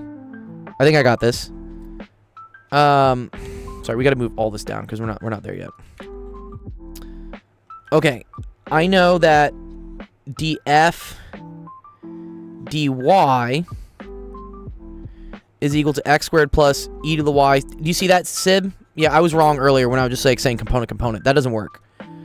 F is a scalar, which means it doesn't have components. It's just gonna be a big expression that when I take partials with respect to x, I only get this. And that would exactly partial means a derivative where I only look at one variable. In this case, I'm only looking at x, right? So if g is a function of y and z, the derivative of this, right, ddx of this would go to 0. And then ddx of this would get me 2xy. Okay. So I know df dy is equal to this. Okay, so let's integrate this, I think, with respect to y. So that means f is equal to x squared y, which I already knew, right? Plus the integral of this with respect to y is e to the y sine z. And then it's plus a function h that's only a function of z. Okay, this is pretty cool. Because this already matches with this. What level math is this? This is vector calculus or multivariable calculus. Okay, and then gyz is equal to e to the y sine z plus something else that's a function of z. I might be doing this wrong. Engineering, yeah. And then wait, okay, so then df, this is, yeah, like second year calculus.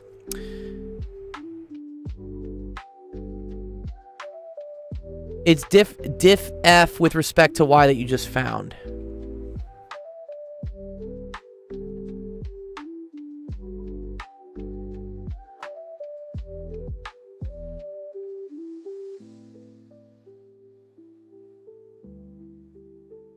I think this thing can only be a function of, well, let's see. Then compare it to the second component. Anish? Okay, yeah, let me check that. So df dz would be equal to, needs to be equal to, sorry, df dz needs to equal just e to the y cosine z.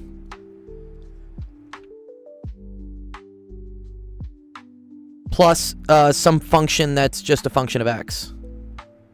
Right? Oh, plus, okay, wait. Plus, no, I'm not gonna say f, sorry. Let me say like some function of x.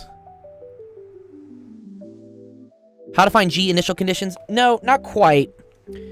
I think you use the next derivative to kind of find out what g is here. So, for instance, if I take df dz is equal to this, then that tells me that f is equal to e to the y sine of z plus something else. Okay, actually, I think I figured it out. Sorry. This tells me, when I take the integral with respect to y, that it's equal to this plus some function, let's say h, that's a function of x and z.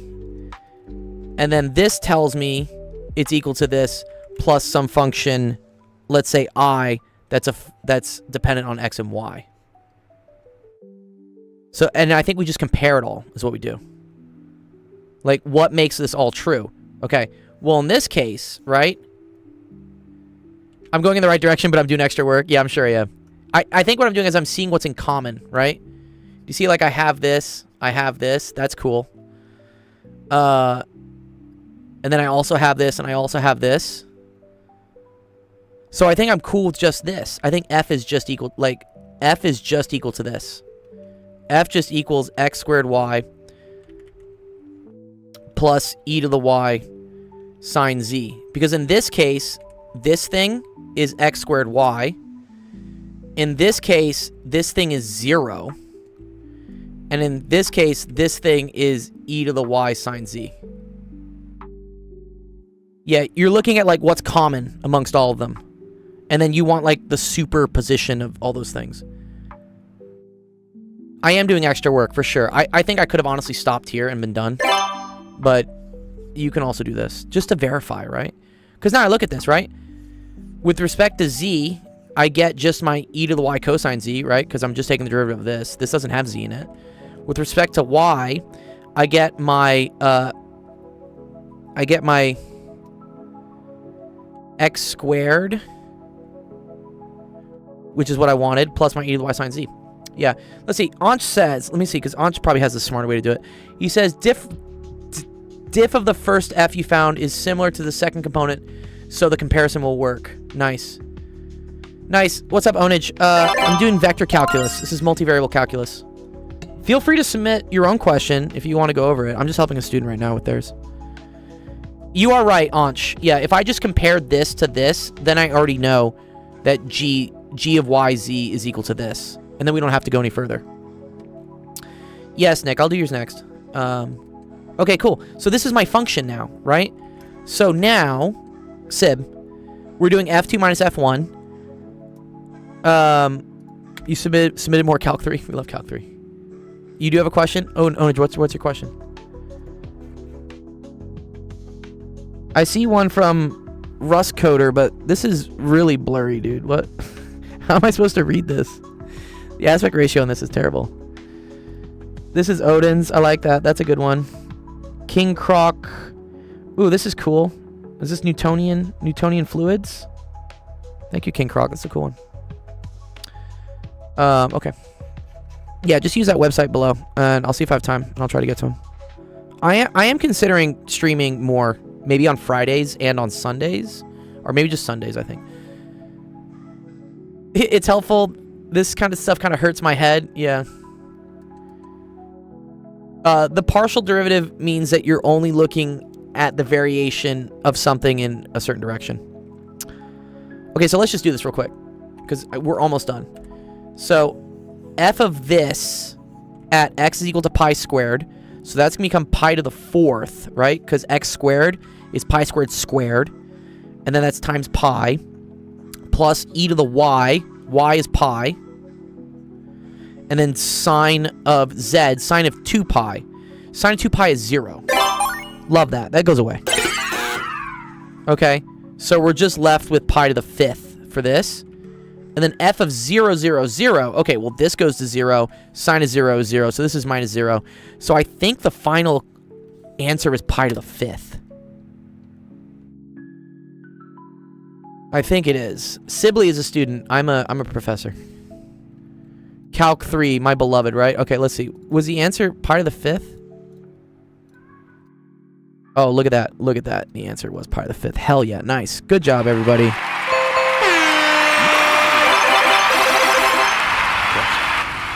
Well done. Let's see Paul how this Well goes. done. Wow, I thought it was cool. I teach physics, Anch. Teach physics. Yay! I'm glad we did that one, Sib. If you come by the stream again, which I know you do, you're great at coming by the stream. I'll do the part B one later. That one was pretty cool. Gordon Freeman. Oh, welcome, Mr. Freeman. Wake up and smell the ashes. I just took my Diffie-Q exam and I forgot the quadratic formula. Uh-oh. I do have a PhD in physics. If you want to go read my PhD, here's my stuff. I'll send it to you guys in my chat. You guys can go have fun. I say, go have fun. There's my thesis.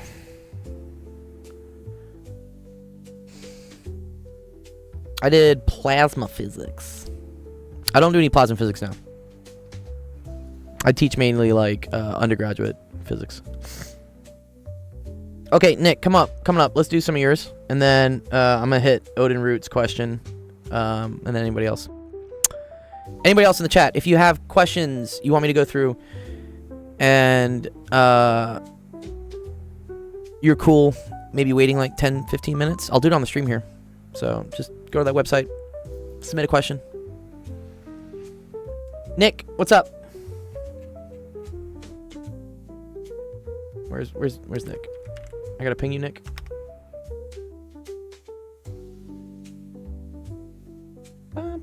Oh, you probably gotta rejoin. Okay, that's fine. Can you hear me? I can hear you now. All right, which one you want to go through? Which ones? We did all the filing the motions of appeals and shit. I'm pretty sure. I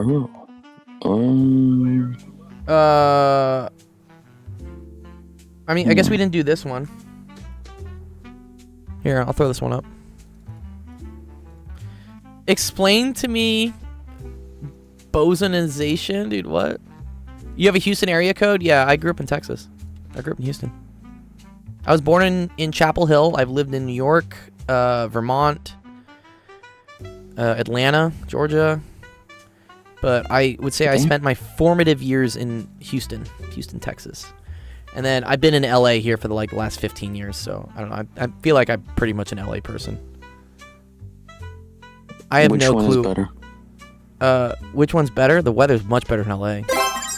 Although I will say I kind of miss the people in Texas. Texas people are real. You deal with a lot of fake people in LA. Okay.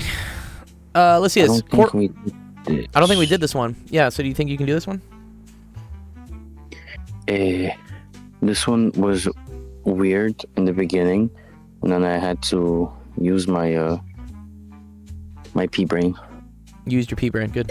I'm glad you used your brain. Okay.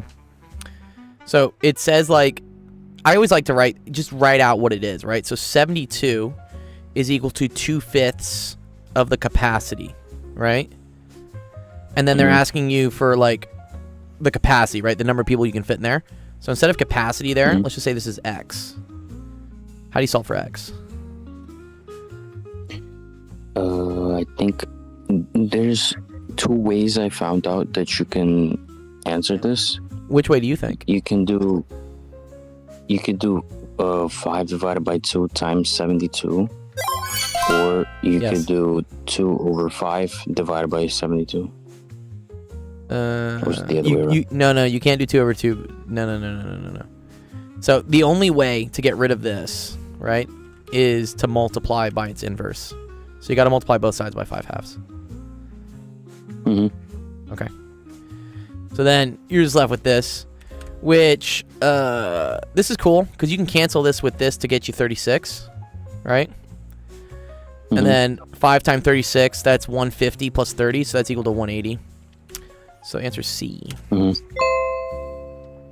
Not too I bad. think I tried this. I don't know if I forgot already if that worked.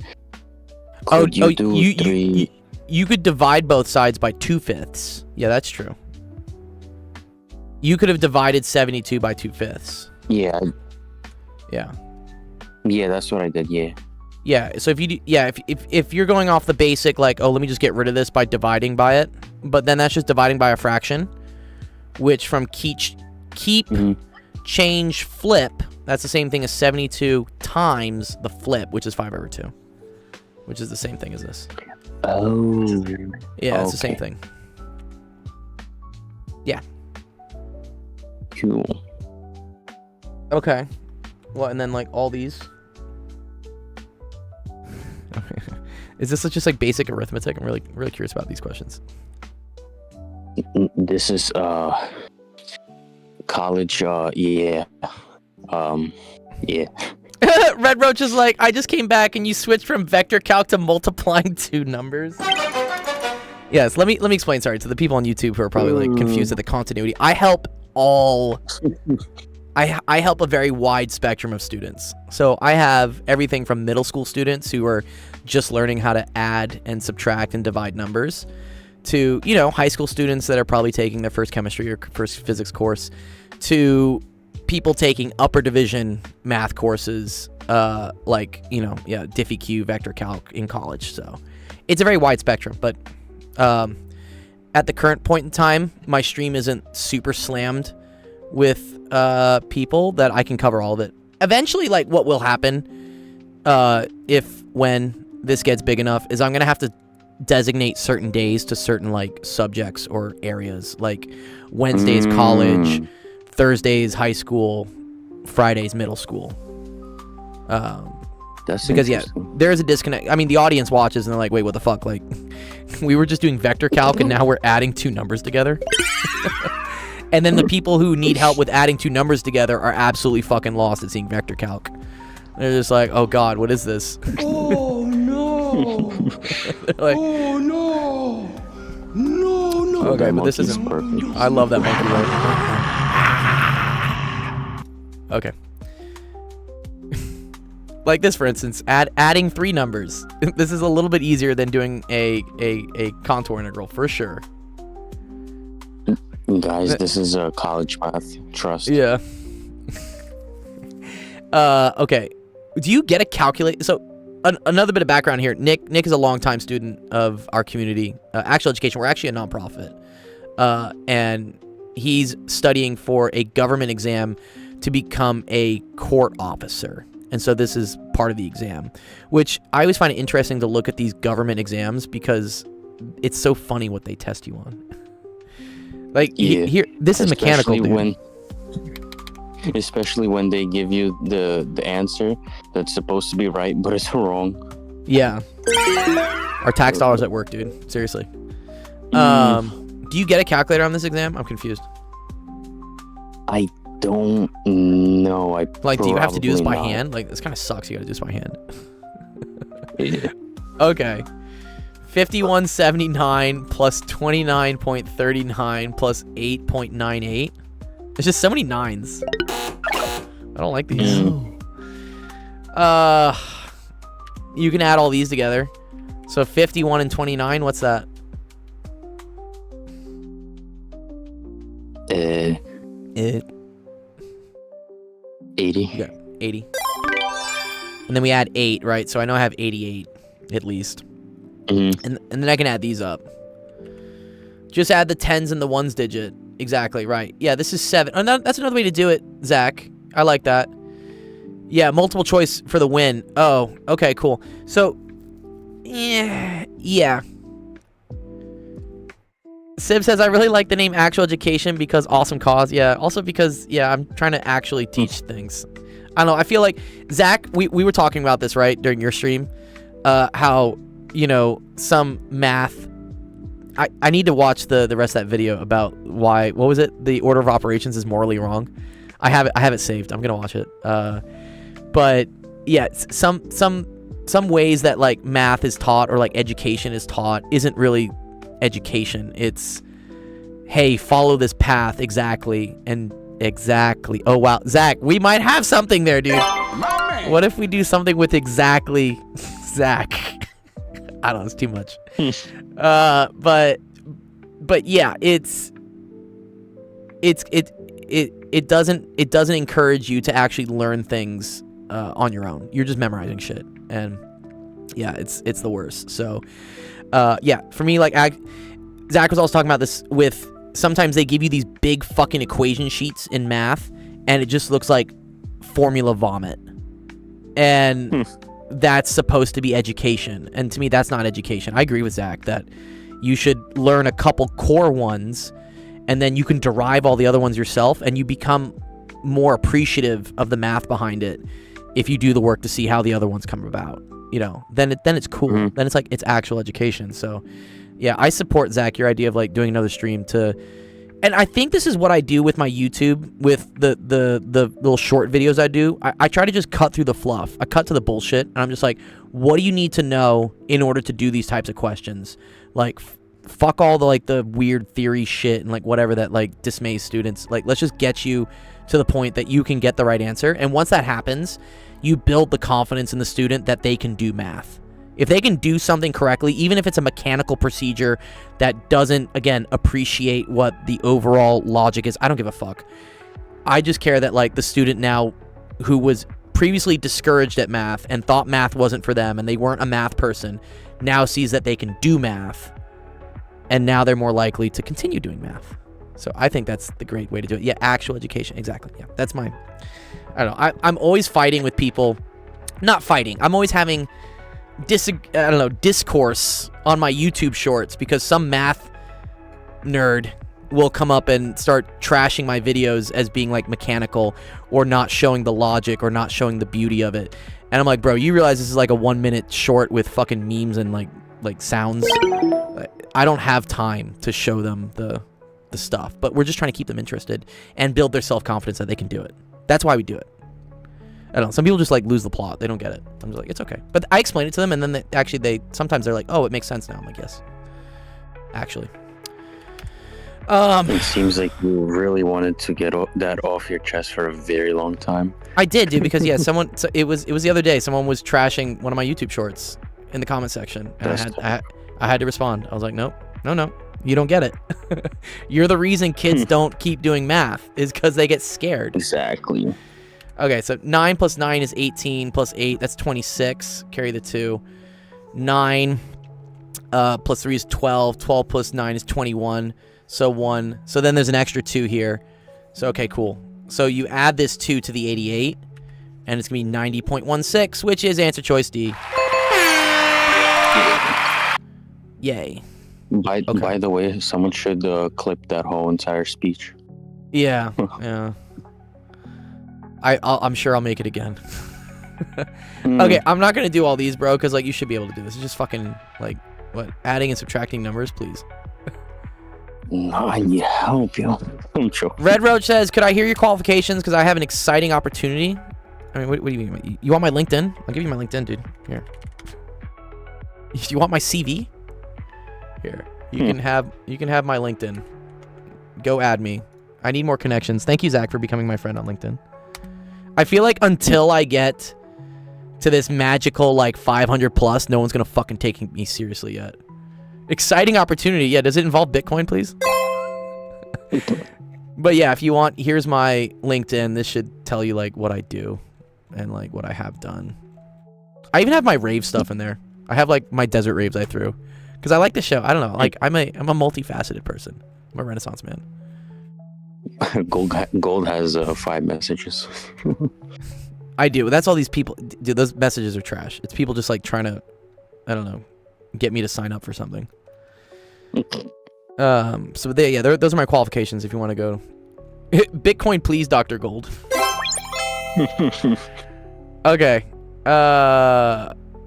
Here, let me do this one. I'll do a couple of these, and then Odin Root, I'll go through yours, and then I have a friend's birthday I'm supposed to go to right now. I'm happy missing part of it because they want to go to some incredibly ridiculously expensive steak restaurant, which I just don't want to be there for splitting the bill.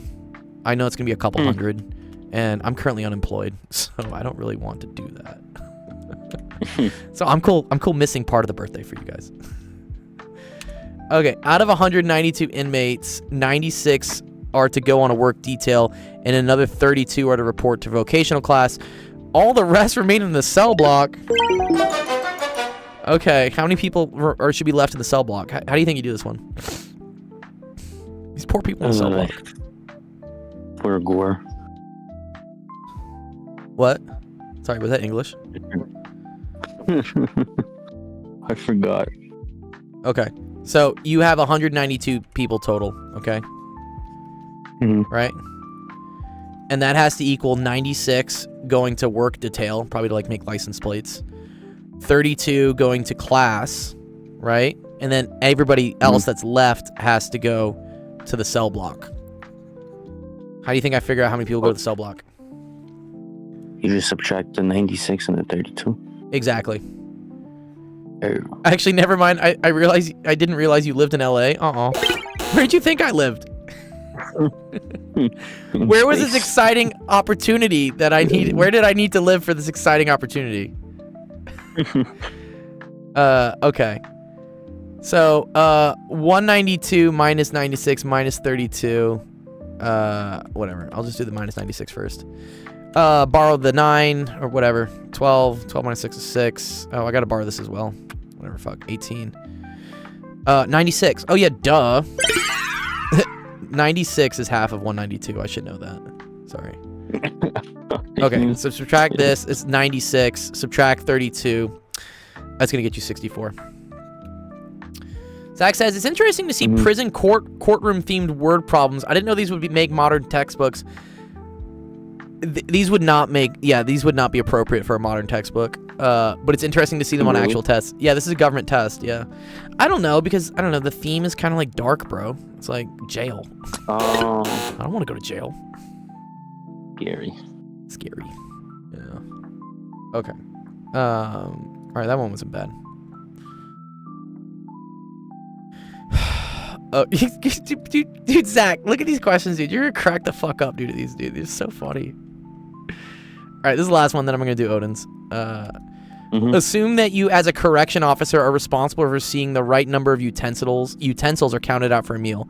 You need enough utensils for 620 men. First of all, that is horrifying that we have 620 people incarcerated. That's just so many people.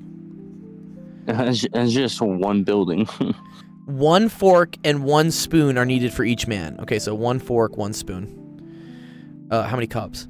In addition, 1 ladle is needed for each group of 20 men. Okay, so 1 ladle. The hell is a ladle? You know what a ladle is? It's like for No. soup. Soup, dude. You know what yeah, like a ladle. Like this is a ladle, dog. Yeah, this is a ladle. Bro, you haven't seen a ladle before? I thought it was a. Of course, I thought it was just a spoon. It's for like probably Soup scooping spoon. out whatever like slop they got these guys eating, unfortunately. Okay. Okay. So you need 1 fork and 1 spoon for every soldier. Soldier, sorry. I thought we were back. Yeah, I thought this was a military thing. It's not. So that's 620 forks plus 620 spoons. How many ladles do you need? 1 for 20. So 1 for every 20 men, right? So how do you figure how many ladles you need? divided by 20. Yes. Yeah, you do 620 divided by 20, which ends up equaling 31. Okay. So now you need 31 ladles. Okay. So add these together, you get 1240. 1240 plus 31 is 1271. Correct answer. Good job. Wait, how did you get this? What? What do you mean, how did I get that? How did you do the forks and spoons? So the forks, so every person needs 1 fork. So if you have 620 men, you need 620 forks, you need 620 spoons. Right? Oh, okay, now I got it. Okay. Got it? Yeah. Here, I'll save and give this one to you. This one's like, I guess a little hard. I thought you were trying to find out how many forks, spoons, and ladles are used for the 620 people. I am. And there's 620 forks. There's 620 spoons. Okay, yeah. And then there's 31 ladles. Yeah, and they want to know the total yeah, utensils for all of them. Yeah, exactly. I got it. Yeah. Thank you. Okay, cool. Sick. Okay.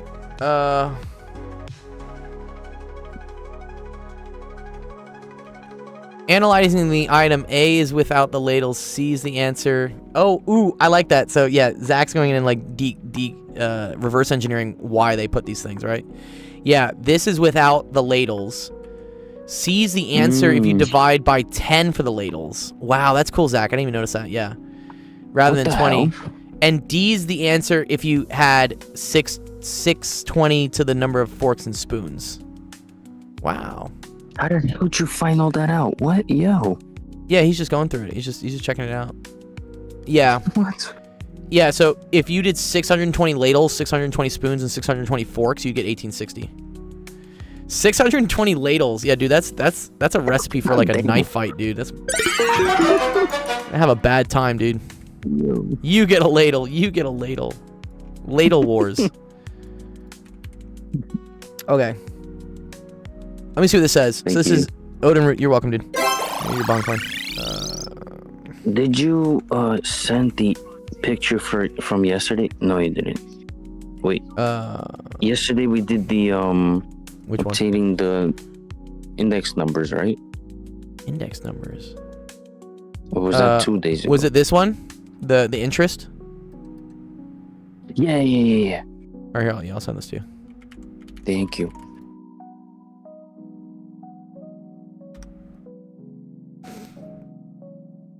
Okay. Find T, end, and kappa for this. Yeah, it is fun to do reverse engineering. Sibley says, I didn't even know what a ladle was. That's too funny. You guys don't know what a ladle is. Okay. I'm gonna guess T is tangent. Is that the tangent vector? And then N is the normal. Oh, that's cool. Sibs bilateral. Bilateral. Sorry. Bilingual. Bilateral. Oh, unit tangent, unit normal. Okay, cool. Interesting. So I believe that T is equal. Is this true here, Zach? Is it nabla R divided by I don't know, like the magnitude of nabla r? Is kappa the curvature? Maybe. Zach says yes. That's cool, yeah. Zach says kappa is curvature. Which I'm gonna guess is maybe this. Is this curvature maybe? Second derivative seems to feel like that's what it is. Okay, so let's do this.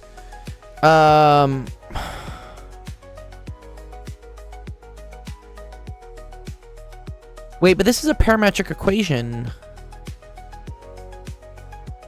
It is related to the second derivative. Yeah, okay.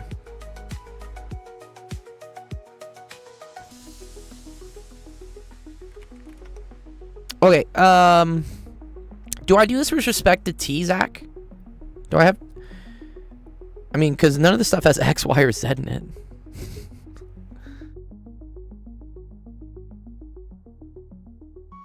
So I want to bet that this is e to the t sine t plus e to the t cosine t. And then this is just e to the t. Ah, it's not nabla, it's r prime of t. Thank you. That makes more sense. And then this is e to the t cosine t minus e to the t sine t. You're okay. Okay, this is r prime. So this is dr dt. Over dr dt. Where r is a vector. Okay, but then I need the norm, which is this squared plus this squared plus this squared, all square rooted. Oh, so that's a mess. Okay. So this squared is going to be e to the 2t sine squared t plus e to the 2t cosine squared t plus 2e to the 2t sine t cosine t, which I believe this is an identity. 2 sine t cosine t, I think is sine of 2t. We'll see. Okay, and then that's plus e to the 2t, and then plus this one, which is going to be the same thing as what this started, but this is going to be a minus.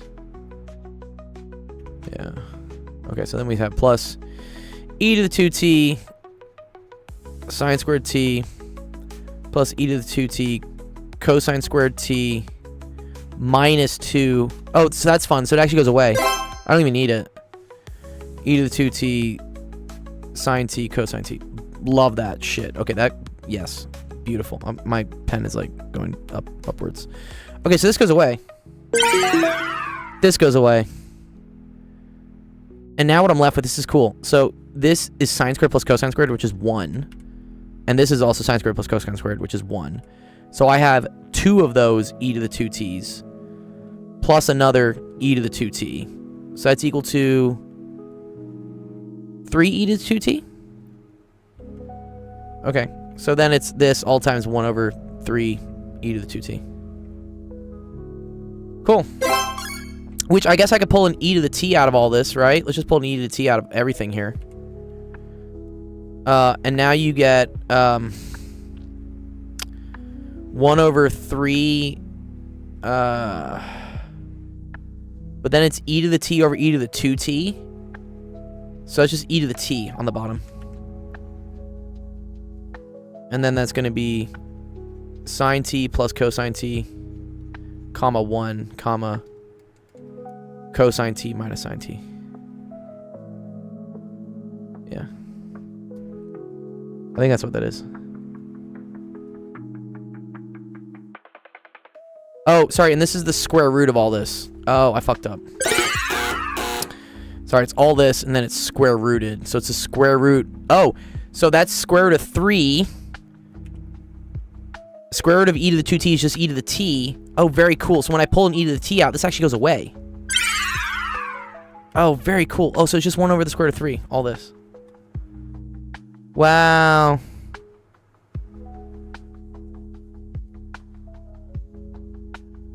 Very cool. Yeah. I think I am going to end the stream at this just because I did this one and I'm happy. But apparently, like, to get n, I need to do t prime, I think. So n is equal to t prime normalized by t prime. And then curvature. Oh, very cool. Yep, this is actually, this is everything I wanted.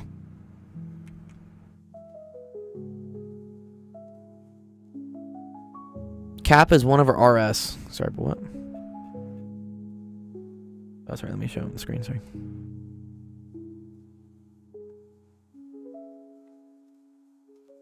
I see. Okay, cool.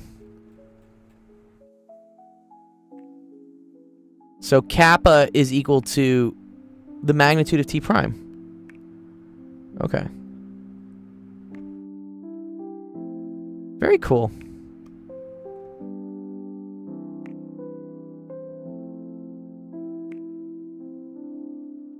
Okay, cool. We'll do that next time. I'll end the stream soon. One sec. Question from Red Roach. Why sometimes for integrals you can take the imaginary or real part of the thing, but sometimes you can't? I guess it depends what you're looking for, right? At least in physics, we tend to only concern ourselves with the real part of things, unless we're talking about wave propagation or quantum effects. Then we look at the imaginary part of things. Zach asks, Red Roach, are you doing complex integration? Because... Oh, you mean like sine of x can't be imaginary, for example? I think usually you're equating it to something that only has real components, so you only look at the real components. Oh, I mean, sine of x can be... Oh, it's okay. Sine of x... Well, sine of x can be written as e to the ix.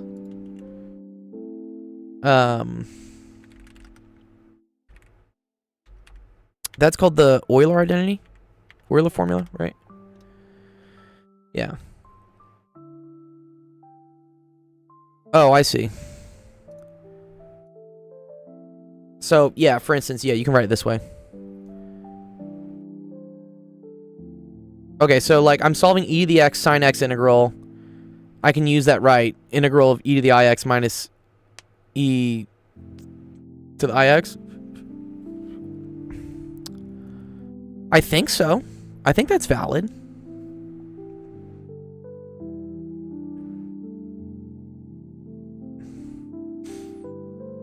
Mm-hmm.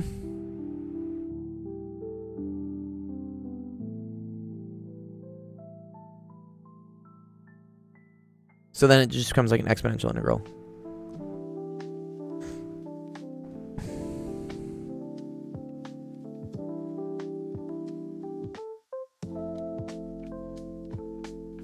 Yeah, Sebas is asking, like...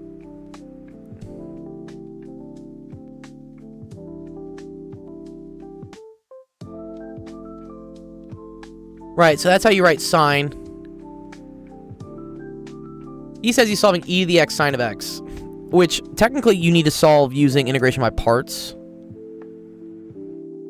And you have to do it twice. And you have to get it to loop back on itself. Take the Fresnel integral, for example. Wait, what's that one? So I think you're talking about like this. This is a well-known one to do integration by parts. You do it twice, and then you get the original expression, and then you can go back. Yeah, yeah, Fresnel.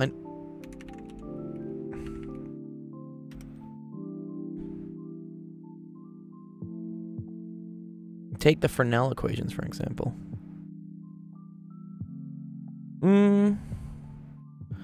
Edvin says, can you solve an equation for me? If you ask it in the next 2 minutes, yes. But you need to submit me a screenshot real quick.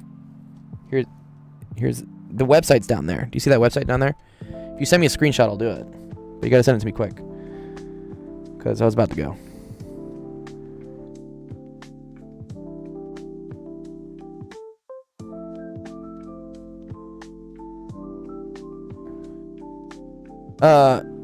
You can post it in Discord if you want to. Yeah, that's fine. Just join the Discord.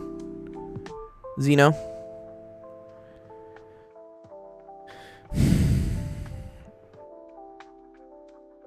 So let's see.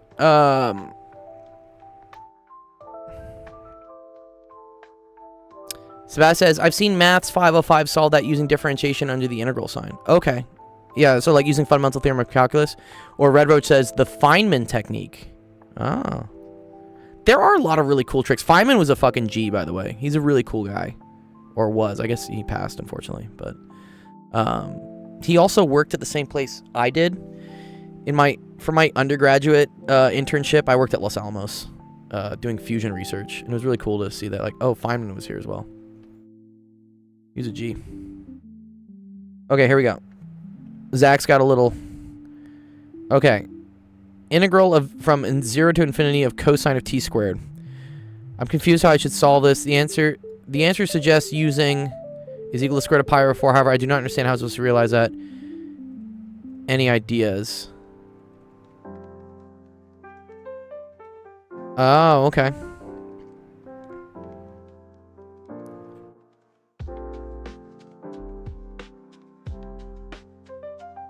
Oh, okay. The fancy R is real. I like that. That's cool. Cosine of negative x squared is the real part of that. Oh, okay. Here, I'm going to send this link to Red Roach on... sorry, where's my chat? There you are. Yeah, there you go. There's the stack exchange. One sec. I think I got yours, Edvin. Nice. Cool. Yeah, I'll help you with this one, then I'm gonna end the stream. But thank you, Edvin, for this question. Let's do it real quick. Yeah, you're welcome, dude. Again, make sure to Red Roach if you want to. Zach is another awesome streamer friend of ours, and we have a whole calendar. So here, let me post Edvin's question first. Edvin, I see your question. We're gonna do this, okay? But then also, if you ever want to like check out when other people are streaming, we have a whole calendar here that you can go look at, and it'll tell you when people are on. So, for instance, Zach is on again Saturday morning. So Zach's E to the 2i pi. He's the guy that's been helping you. He's very smart math guy. So if you check this Google Calendar thing, it'll have when all the times we're streaming. One second. I need to. Where'd our chat go? There it is. There you go. There's our schedule. All right. Let's see, Edvin. If S of t is equal to that, what is S prime of 0? Ooh. Okay. So, this kind of looks like a pain. But maybe it's simple. Let's see if it... I see I can at least pull a 2 out, right? So I have minus 5t minus 7 over 5t minus 3.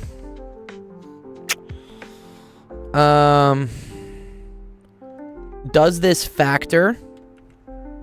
Let's see. Yeah, I know you can use the product rule and the chain rule. I was hoping maybe one of these like cancels with one of these. Let's just check. So factors of 12 would be like 1 and it's positive 12 though. Fuck. Yeah, none of that's gonna... Yeah. Or it could be negative. It needs to add up to negative 2. Negative 2, negative 6, negative 3, negative 4. Yeah, no. Unfortunately, we can't factor this. Damn. That's unfortunate. Okay, so this just sucks. Okay, so here's what I'm gonna do. I'm gonna call this whole thing A. I'm gonna call this whole thing B. Okay, and I'm just gonna start calculating derivatives.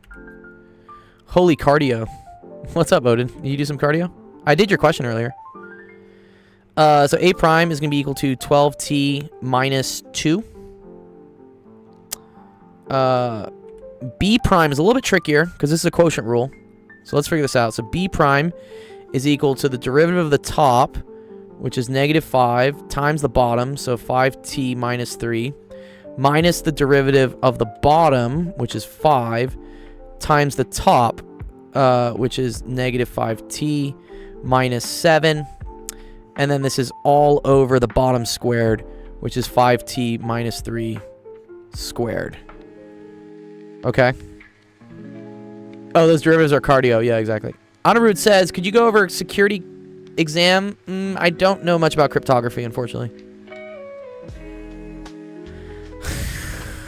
Okay, so then with the product rule, right? That's going to be A prime B plus B prime A.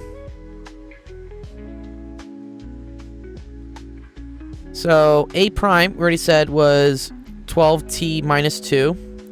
And then times B is going to be this. Thank God for copy paste. And then we're going to say plus B prime. B prime is this.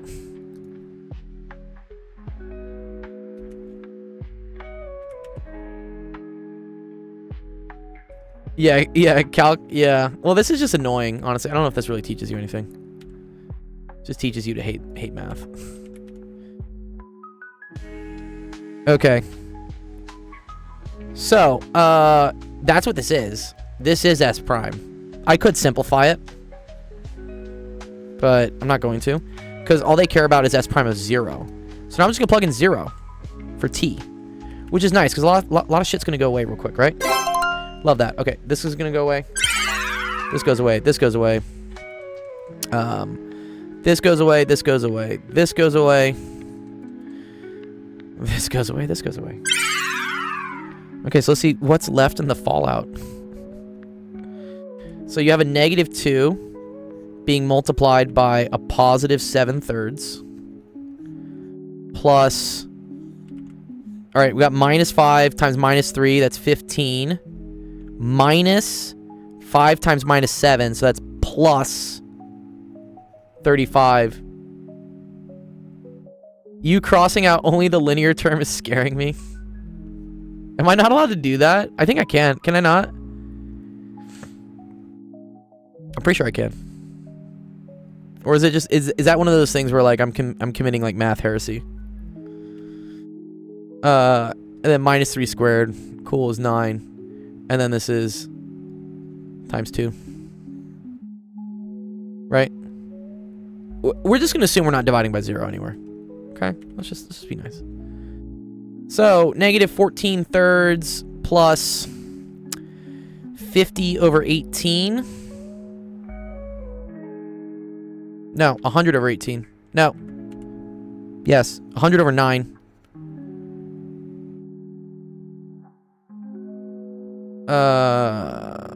Which, what is that? Negative 42 over 3 over 9 plus 100 over 9, which is 58 over 9. I think that's the final answer. If we want to check, let me just throw this at ChatGPT. Just so I like to, again, double check. You can't cancel the 5t like that. Evan says it's right. Yeah, okay, yeah. I know technically I'm not allowed to do that, but for basic math things, I think I'm okay. Thank you so much, man. That made so much sense. Fuck yeah, dude. Yeah, I should have simplified better, and yeah, there it goes. It says 58 over 9. Love that. Cool. Yeah, it worked. Yeah, no, if we did this on here, dude, I hate it when ChatGPT fucks up. Like, it can't. Like, what? You couldn't get this last line right?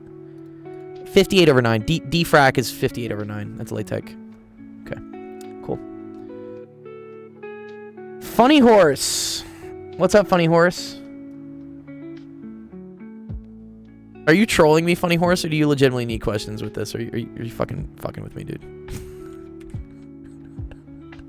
Because I do have to go to a friend's birthday dinner. If you legitimately need help with this, I will help you. It's okay. There's no such thing as a dumb question. Unless this is some Terrence Howard shit where like 2 + 2 is equal to 5 or something.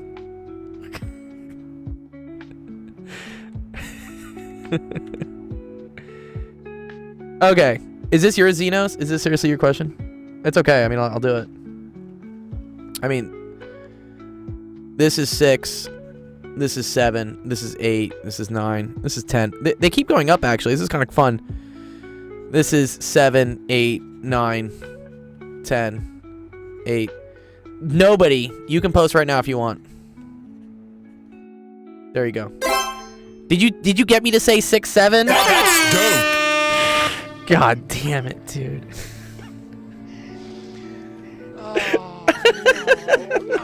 Oh, you guys with the 6, 7. Stop, dude. Stop. Okay. Oh, it's in Discord. Oh, sorry. That was another question I was looking at. Oh, my bad. Frog thick. So sorry, dude. I see your question actually now. Sorry, that was someone else trolling me. Okay, and you said a couple questions from them. Sure. Ooh, inequalities. Yeah, cool. All right, I'll do these. These are right.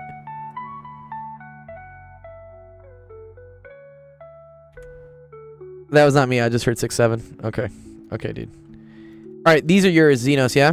Graphing inequalities. So, graphing inequalities is the same as graphing normal things. All you do is you just like have to pick a number to know where to shade, okay? So, for instance, let's do this one, okay? Which is 3y is less than or equal to 4x plus 6. I want to get this in slope-intercept form, so I'm going to divide everything by 3. So that becomes y is equal to 4/3 x plus 6 over 3, which is 2. And then I'll deal with this later, okay? Just wait. So I just need to graph this, which we should know how to graph 4/3 x plus 2, right? That means I go up 2. That's the y-intercept. And then I go up 4 over 3, right? So 1, 2, 3, 4. 1, 2, 3, and that's here. Okay. Now what I do is I'm going to draw that line. Well, that's too thick. Thick boy. Okay, there we go. That's better. Okay, this is the line. And then there's something you have to be careful here, Xenos. So if in your inequality it's less than or equal to, if you have that, you're going to draw a solid line.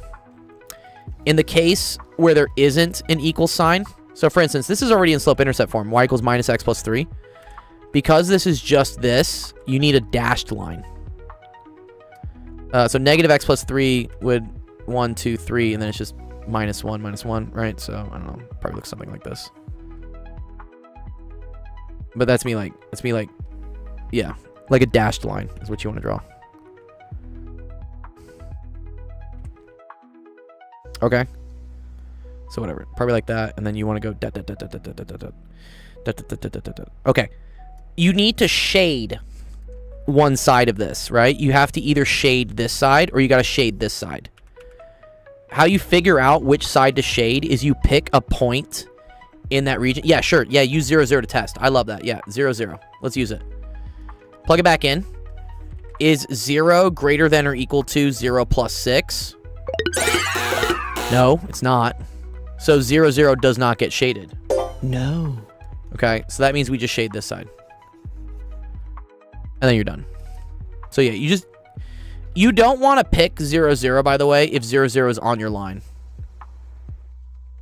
No, you can just use 0 all the time, as long as your line doesn't go through 0.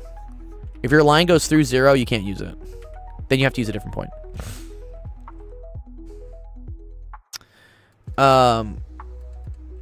I don't know what this means. Isn't that the word for pound? Isn't that like pound sterling? That's like a currency, dog. What? Okay.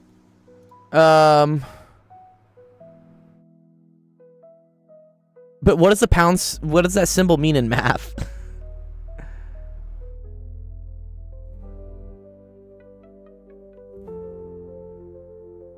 Bro, you're pretty buff. Thanks, dog. I did go to the gym today. I did legs. I squatted 225. Not that much.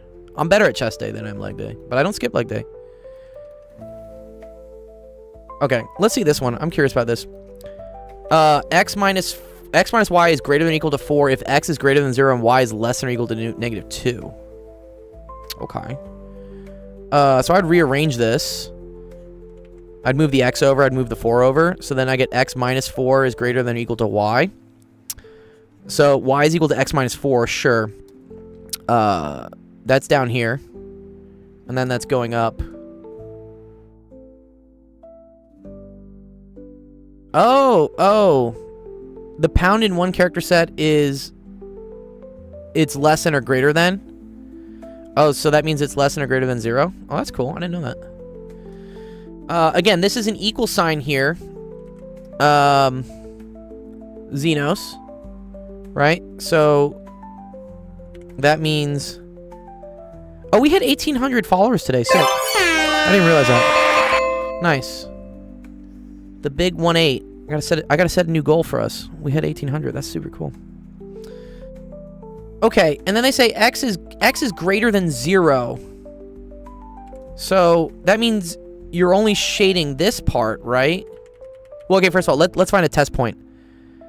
Let's pick 0, 0. Is 0 greater than or equal to 4? No.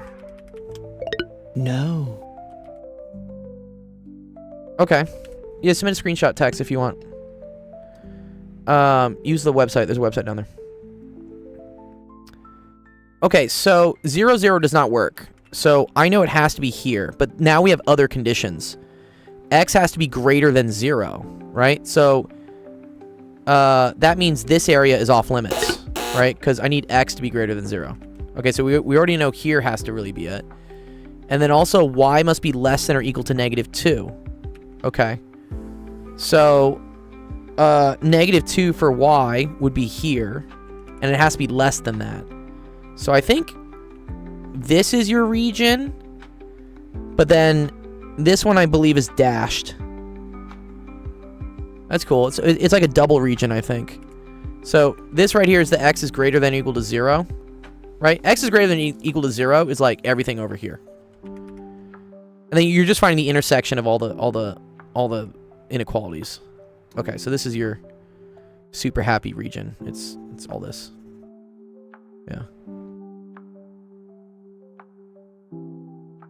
We're not cooks like you. Okay, cool.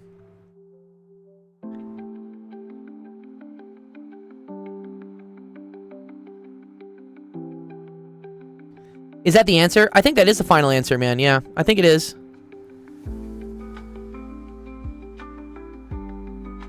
Yeah.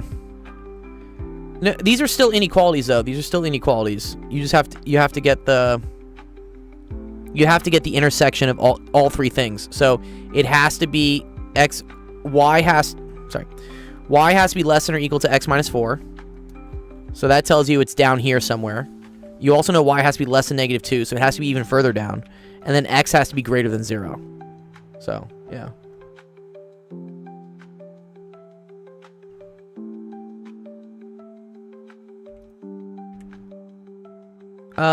This one, write the linear inequality statement. Well, I assume this is the graph. So, 0, 0 has to work, right? 0, 0 works. 0 is something. 5, that's if it's less than 5. Right? So this would be y. Sorry. Y is less than x over 2 plus 5. You can also see because this is dashed. See how this is dashed? Dash tells me it's not less than or equal to. And then I know it's less than because it's... You can also see because it's below. Like, it's below the line. Same thing for this one. This would be a below one. But you get it in the slope-intercept form first.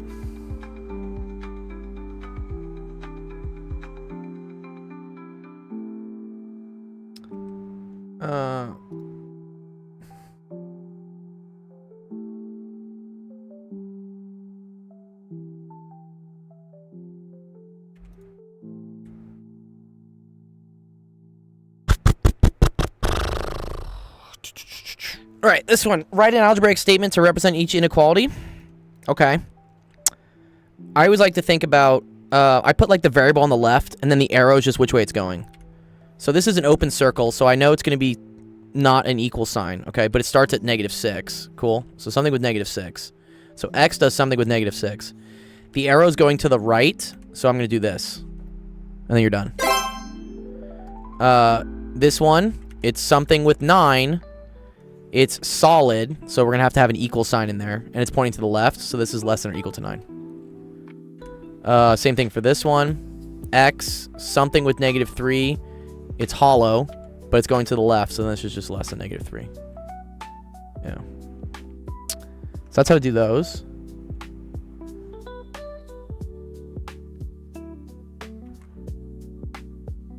This one's kind of a mess.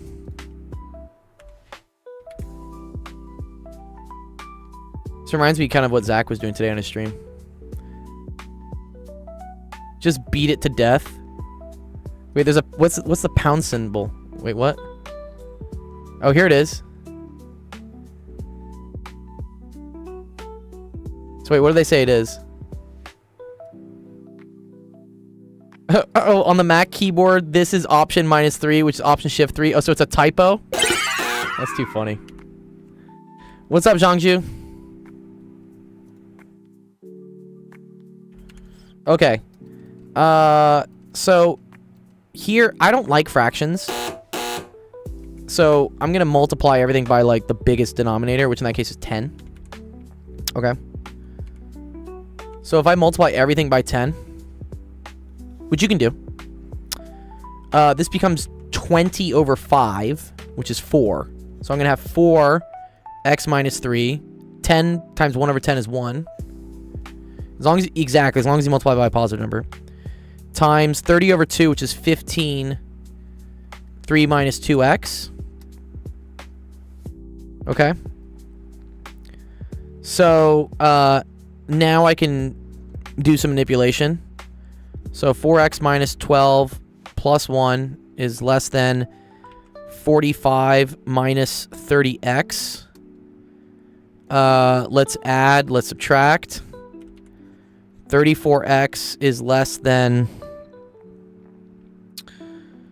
56. It's kind of ugly. Really? Did we do that right? Sorry. I'm getting tired. This type of tedious algebra is all over calculus. It is. These are like foundational things which are very important to know in order to do calculus. I mean, it's kind of like a pre-calc thing, I guess. Because, yeah, if you don't know this, you're going to start, like, floundering. But I do agree, it is fucking tedious. I'm sure I'm making a mistake somewhere, too. Yeah, plus 1156. I think that's right. Okay. Yeah. Yeah, they're pre-calc. Yeah, definitely. Okay, so x is less than 56 over 34, which, I don't know, it's like 1.9-ish. Oh, 28 over 17. That is cool. Okay, fine. 28 over 17. I don't know. We can pull out a calculator if we want to.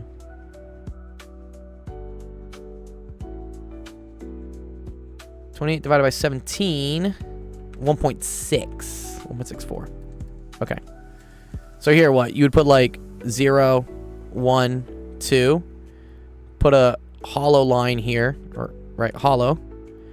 And then again, if you ever want to see which way it goes, just always make sure the variable's on the left, and wherever this points, this points. So then this is going to point in this direction. And then you're done.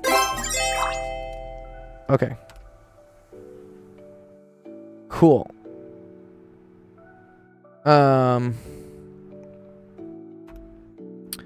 don't have time to do all the rest of these frog thick, but if you want, I'll do these on the next stream. Just because, yeah, I'm getting a little. I'm like seriously late for a birthday party now. I think I've gotten like a little bit late. What's up, Skeeg? Good to see you, bro. Dot says implicit differentiation. I have a very good video on implicit differentiation. Yeah, long time no see, dude. Yeah, I've been streaming for a bit. I mean, we've hit almost 3 hours right now. Yeah, I'm glad it helped. If you want frog thick, I will probably stream on. When is this due? Like, when do you have a test? When do you have something coming up that requires this? Because if you want, these are really good questions, and they help other students if I go through them. I'm getting tired. Too funny though. If you want to look at like how my stream analytics are working on. Oh, you got a full year for it? Oh, fuck yeah.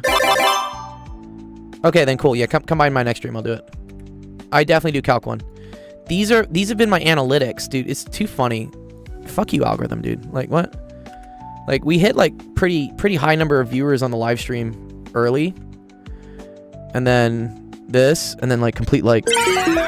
This is when I was going to end the stream. I was going to end the stream here. This is at, like, the 2-hour mark. And then it just started climbing again. I'm like, damn it. I don't want to keep streaming. I have to go. But fuck you, algorithm. Anyways, I do Calc 1. I do everything. Besides like the really obscure like engineering shit. Like someone asked me something about like MOSFETs earlier. I was like, yeah, no. But it is stochastically. Yeah, there's a stochastic. So yeah, if you want to get more help, please make sure to either like, subscribe, whatever. We're streaming on 4 different platforms right now. So whatever platform you're on, like, subscribe, and you'll get a notification when I stream again next, which I do pretty regularly, and I'm thinking about increasing it more, just to like really help you guys out because we're getting a lot of stuff. But if you ever want to get like a live calendar of when we stream, there's a website here, and that'll tell you the next time we stream. So Zach will have a math stream on Saturday. I will probably put another one here on Sunday, just because I see the demand for it. Okay. All right, that being said, let's close out the stream. Thank you, everyone, for coming to Actual Education Office Hours. I really appreciate it. Thank you for all your questions, insight, all the love. Super awesome to see you guys here. Our next stream will be, it's technically going to be on Monday. I might do one on Sunday. Just stay up to date with that calendar, and we'll be there. Yes. If you're finding us on TikTok, any of the, just follow, and I'll have more time for you guys during the next stream. Cool. All right. That being said, if you're following us on Twitch, type shit. Yeah, you're welcome, Sib. We're gonna go raid somebody on Twitch. Go say hi to support another streamer. We have so many awesome streamers that I'm not the only person that does this. There are many people that do this, and we like to support them. Raid channel? Where's like people? Did they get rid of this? Did they get rid of the I can see who I follow? What? What the hell? Dude, look at Zach. What the fuck? I have to raid by similar or smaller size? What? Where's like people I follow? Oh, these people are terrible, dude. What? Twitch. Piece of shit. They're always changing Twitch. Okay, who's on? Twitch. Moo Hoodles is on. Okay, cool. All right, we're gonna go raid Moo. Moo Hoodles. Yeah, she's cool. She does like astro stuff. Nice. All right, go say hi to Moo Hoodles. Enjoy the rest of your week. Enjoy the weekend. We will see you guys on either Sunday, but definitely Monday. Peace. Different